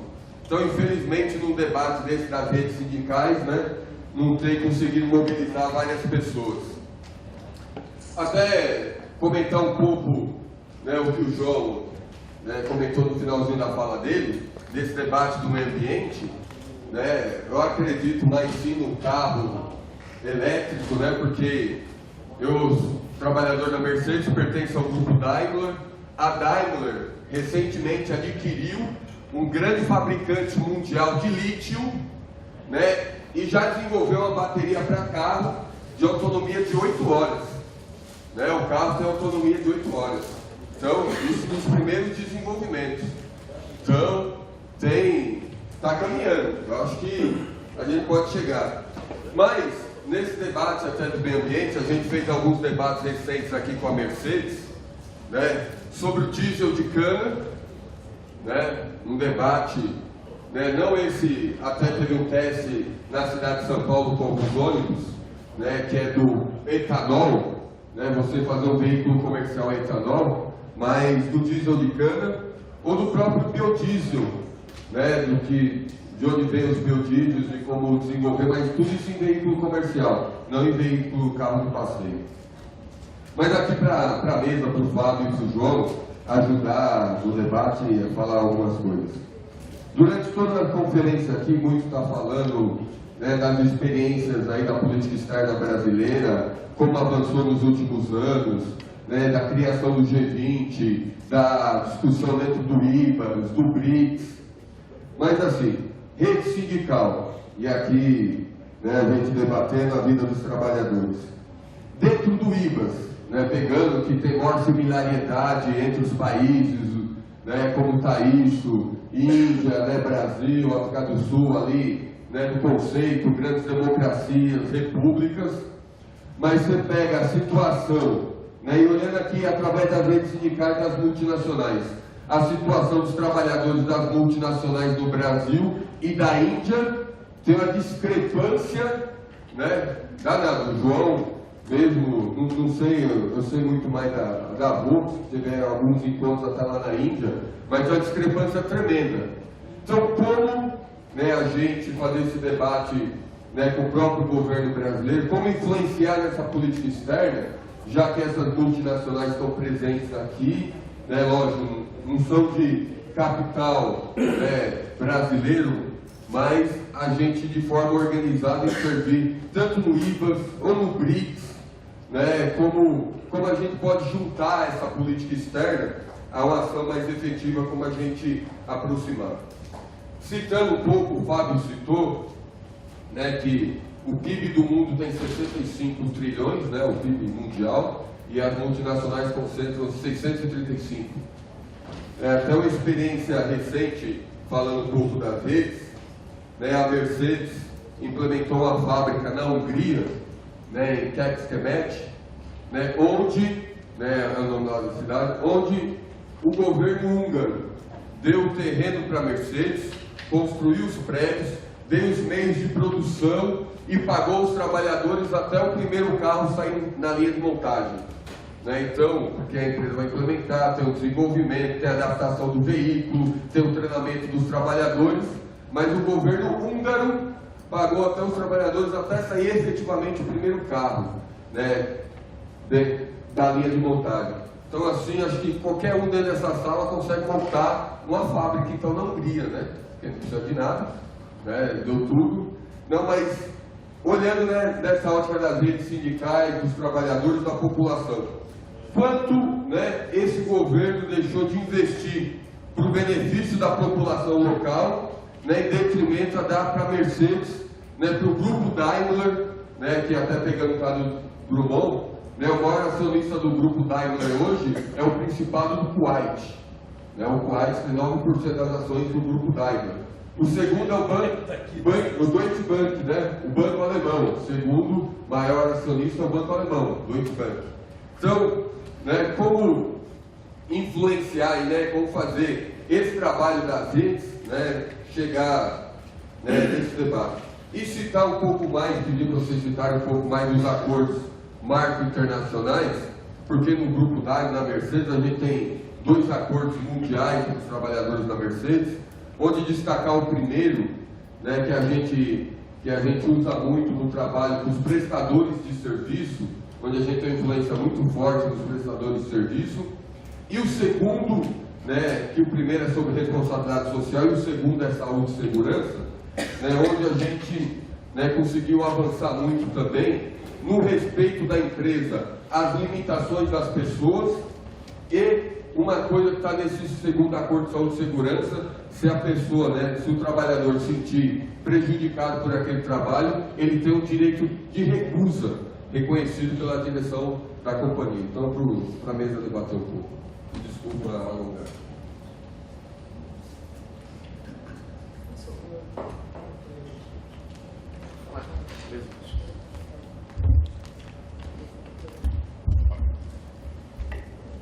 Boa tarde. Alô? Alô? Sim. Boa tarde a todas e todos. Quase boa noite.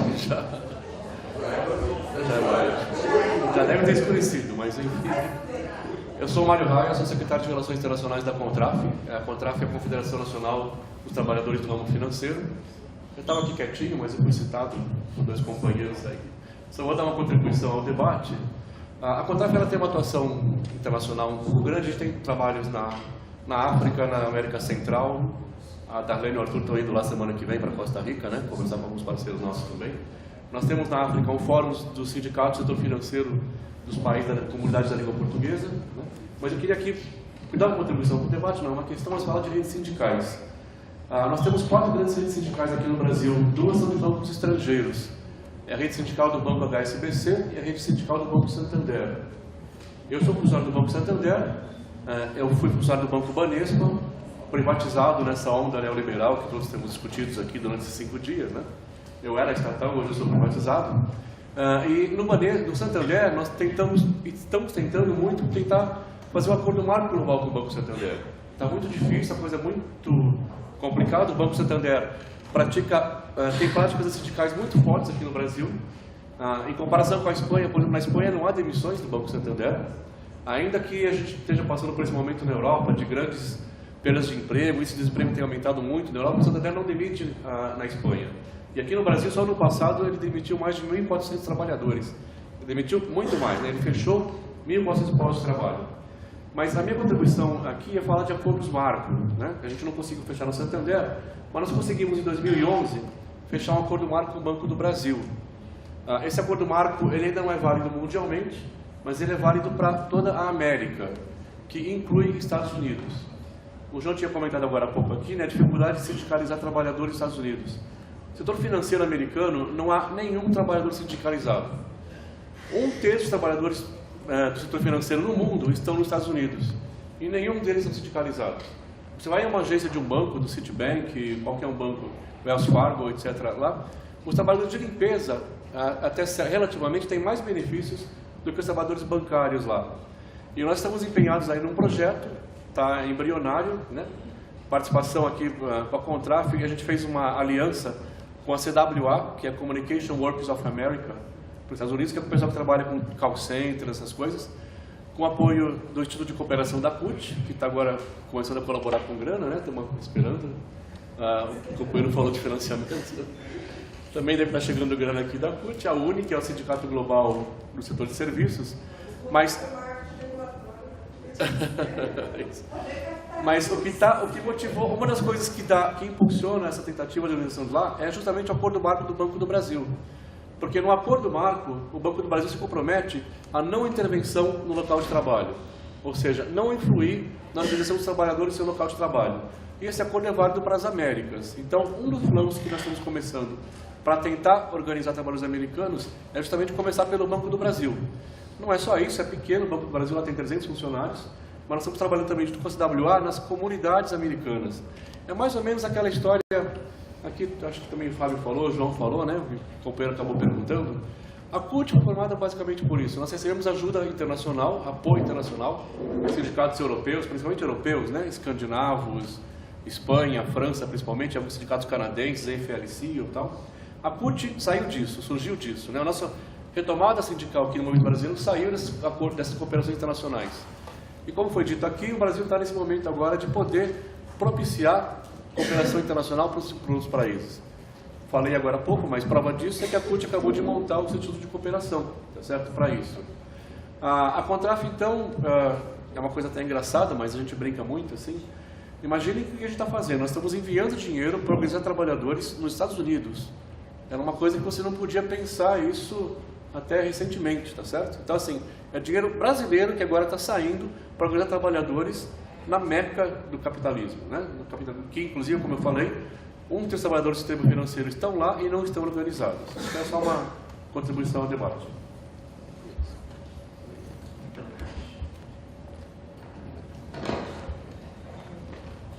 Tem a última fala ali do companheiro, aí depois já passar aqui para o Fábio e o João, né? E a gente está aqui encerrando esse brilhante debate. Por favor. Uma boa noite a todos e a todas. Agradeço, né, e cumprimento a mesa. Meu nome é George, eu sou diretor de formação e política do Sindicato dos Químicos de Montes Claros, norte de Minas Gerais. Eu vejo que o modelo, né, do sindicalismo aqui, eu acho que ainda persiste, né, esse modelo combativo, porque na nossa região é bem visível que diminuiu, até mesmo porque, historicamente, houve esse trabalho, né, da classe, mas houve uma fragmentação também em contrapartida. Não fugindo daqui do tema, mas o que o Fábio falou sobre a mobilização dos institutos, das organizações internacionais. Porque já foi acionado, por exemplo, pelo sindicato nosso, pela web, né, o OIT, e, entretanto, não tivemos nenhuma resposta, nenhuma contrapartida deles.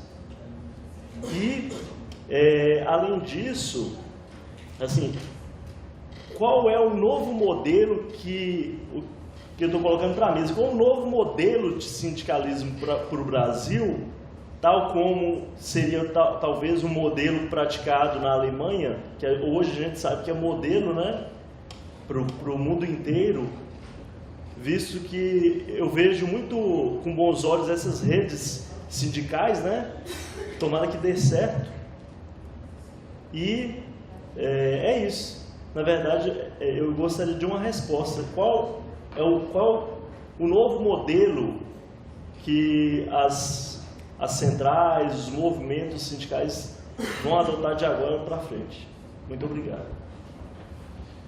Tá certo, obrigado. Fábio e João, vou fazer um pouco aqui no papel de crítica, né? Dada o adiantar na hora, pedir para vocês adiantar na hora, e daqui a pouco tem São Paulo e Corinthians, né? Hoje é dia. Pois é.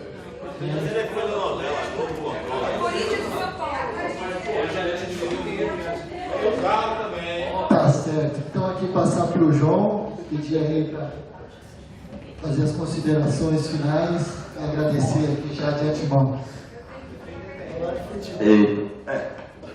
A gente, como não democratizou a mídia, tem que assistir depois da novela, né? Mesmo que não queira assistir a novela, tem que assistir.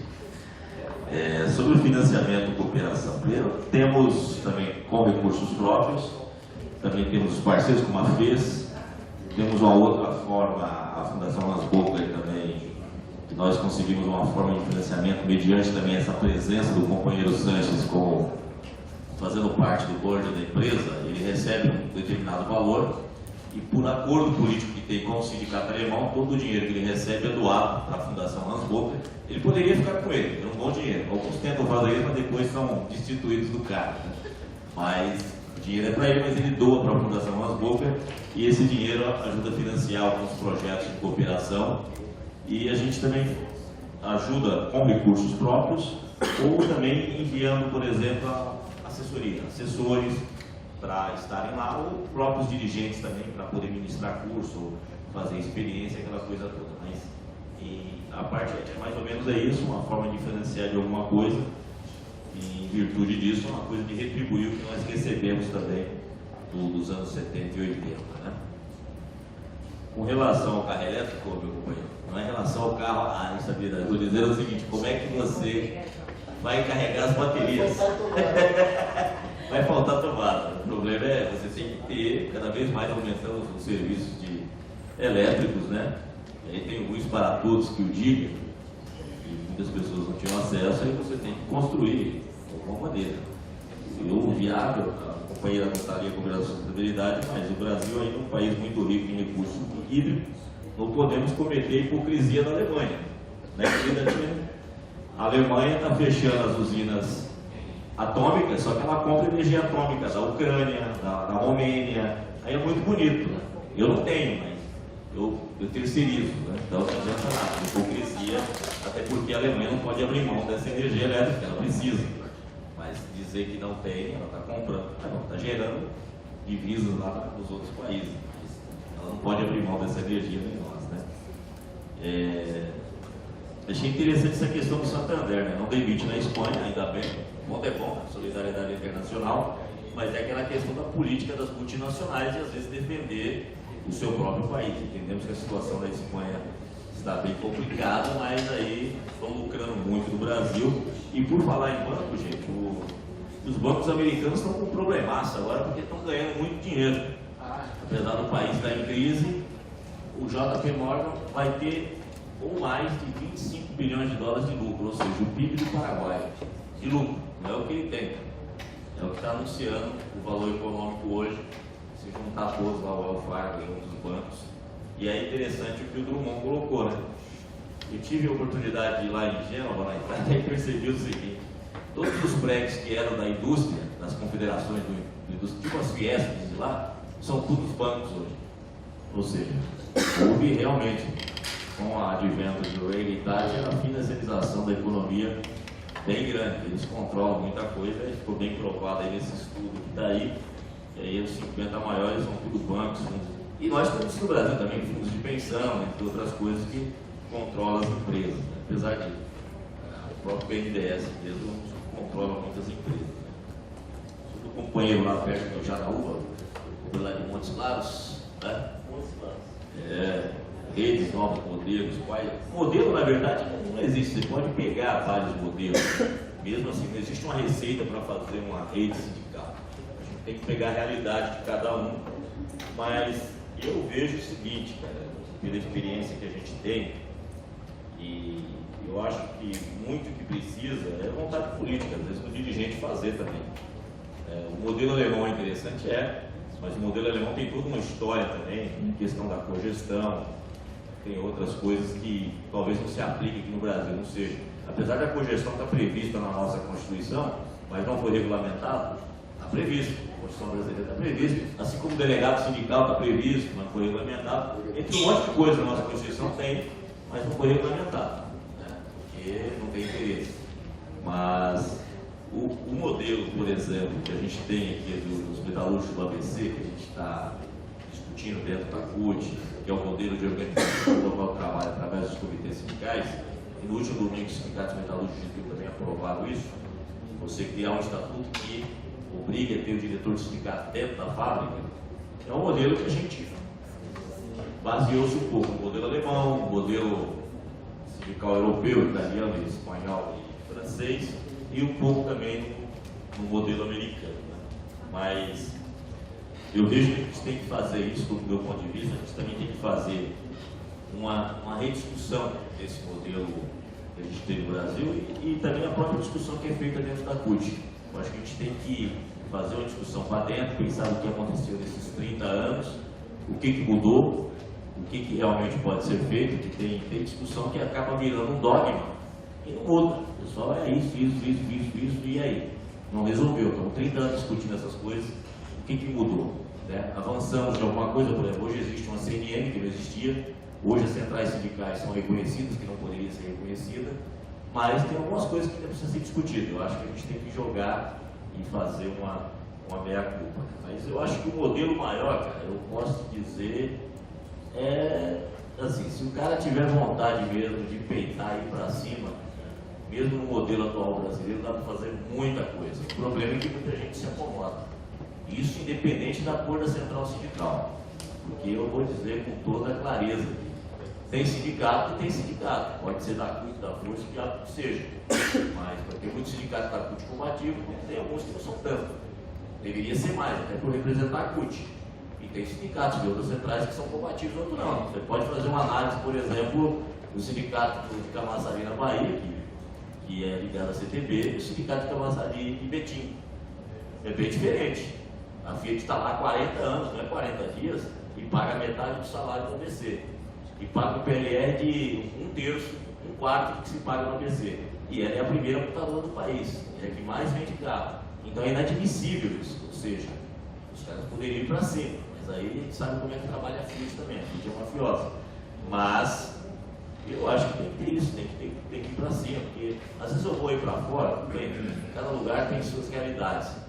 Mas aí você não pode comparar com a realidade da ABC. Tudo bem, mas a realidade da ABC há 30 anos era diferente, não tinha comissão de fábrica, não tinha piroca nenhuma. Mas aí foi fazendo a luta. Agora, se você ficar só pensando, a realidade não é a mesma, você nunca vai mudar. Então a gente tem que mudar. A realidade dos bancários de São Paulo nos anos 70 era uma, até tomar o sindicato da Pelegada e fazer a luta. E de outros sindicatos, químicos do ABC, e sindicatos do metalúrgico de Porto Alegre, bancários de Porto Alegre, região. Então, assim, eu acho que tem que ter um pouco disso. A gente pode melhorar muito a legislação, que nos atrapalha. O companheiro citou bem aqui, ele aqui, o companheiro aqui dos químicos, que cria isso mesmo, de dificultar. Mas, por outro lado, também tem coisas que dá para fazer. E aí tem que fazer junto com a central já reconhecida, os ramos, as federações organizadas, coisa que não tinha no passado, dá para a gente avançar bastante. Então é isso. Acho que não tem nada aqui, né? Então agradeço aí a paciência de vocês que ficaram até o final. Muito obrigado e vamos à luta.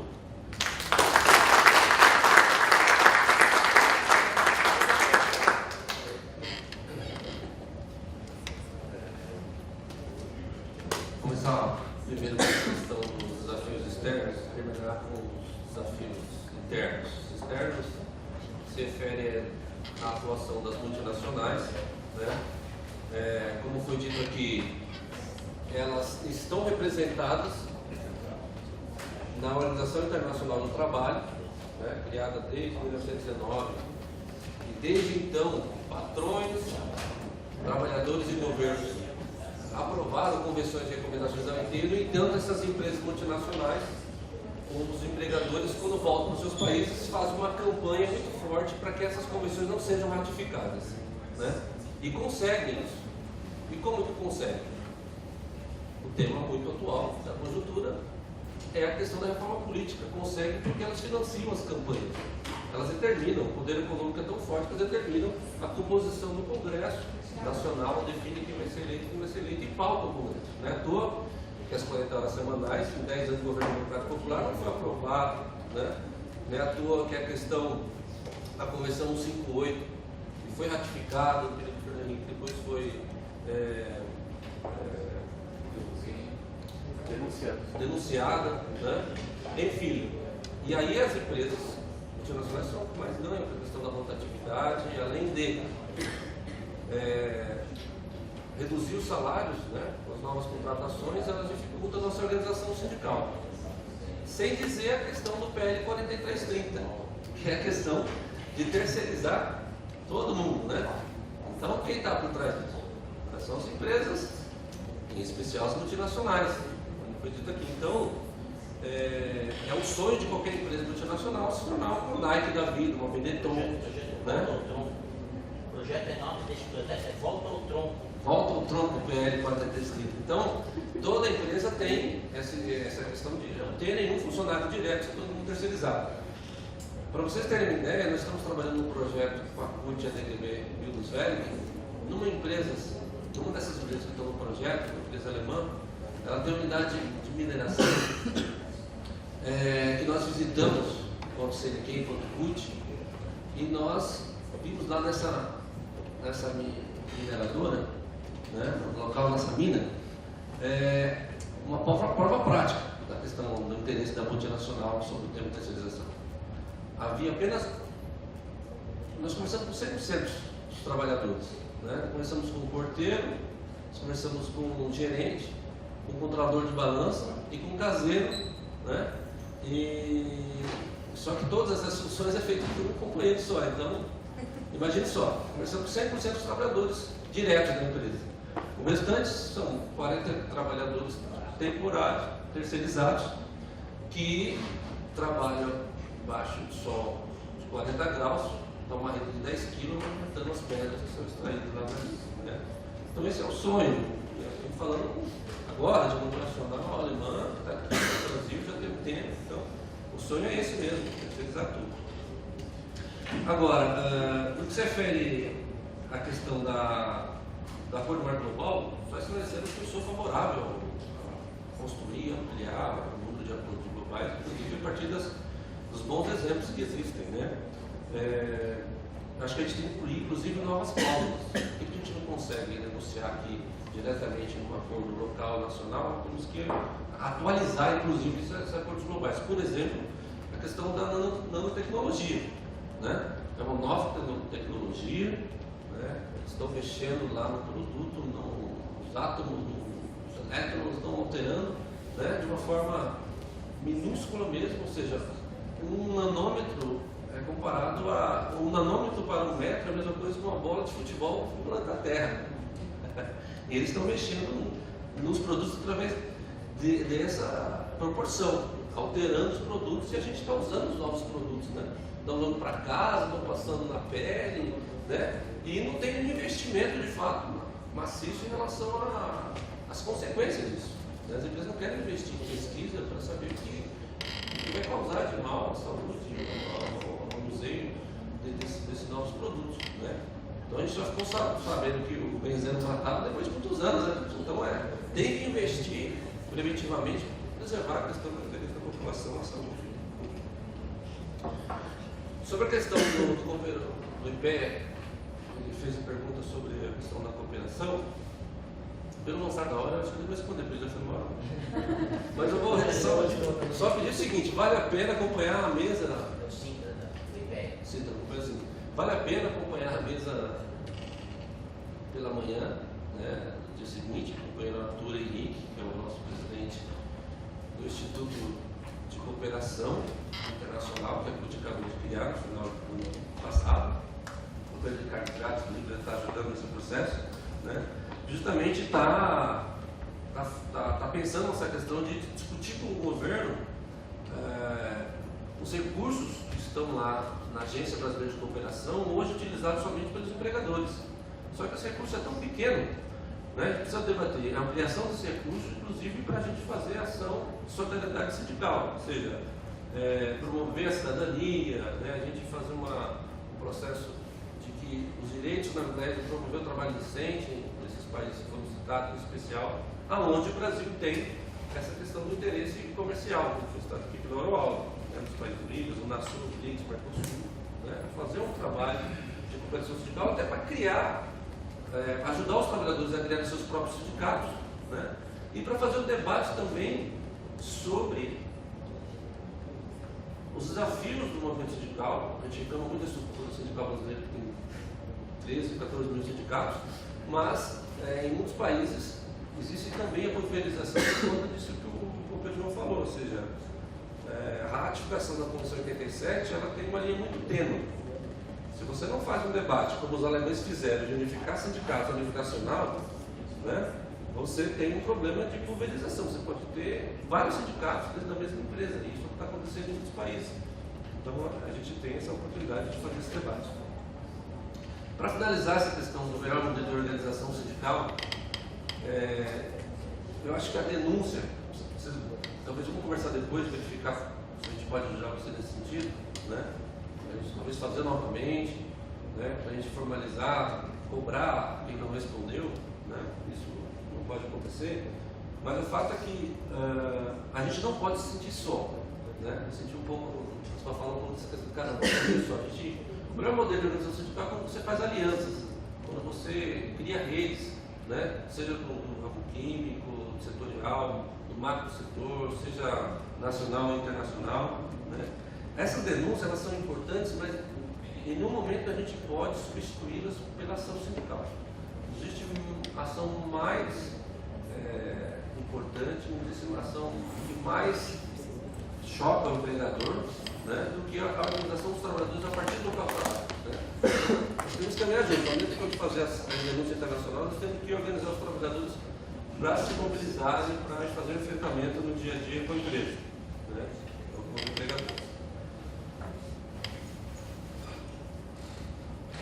Eu acho que eu respondi todos, né? É isso? Então tá bom. Obrigado.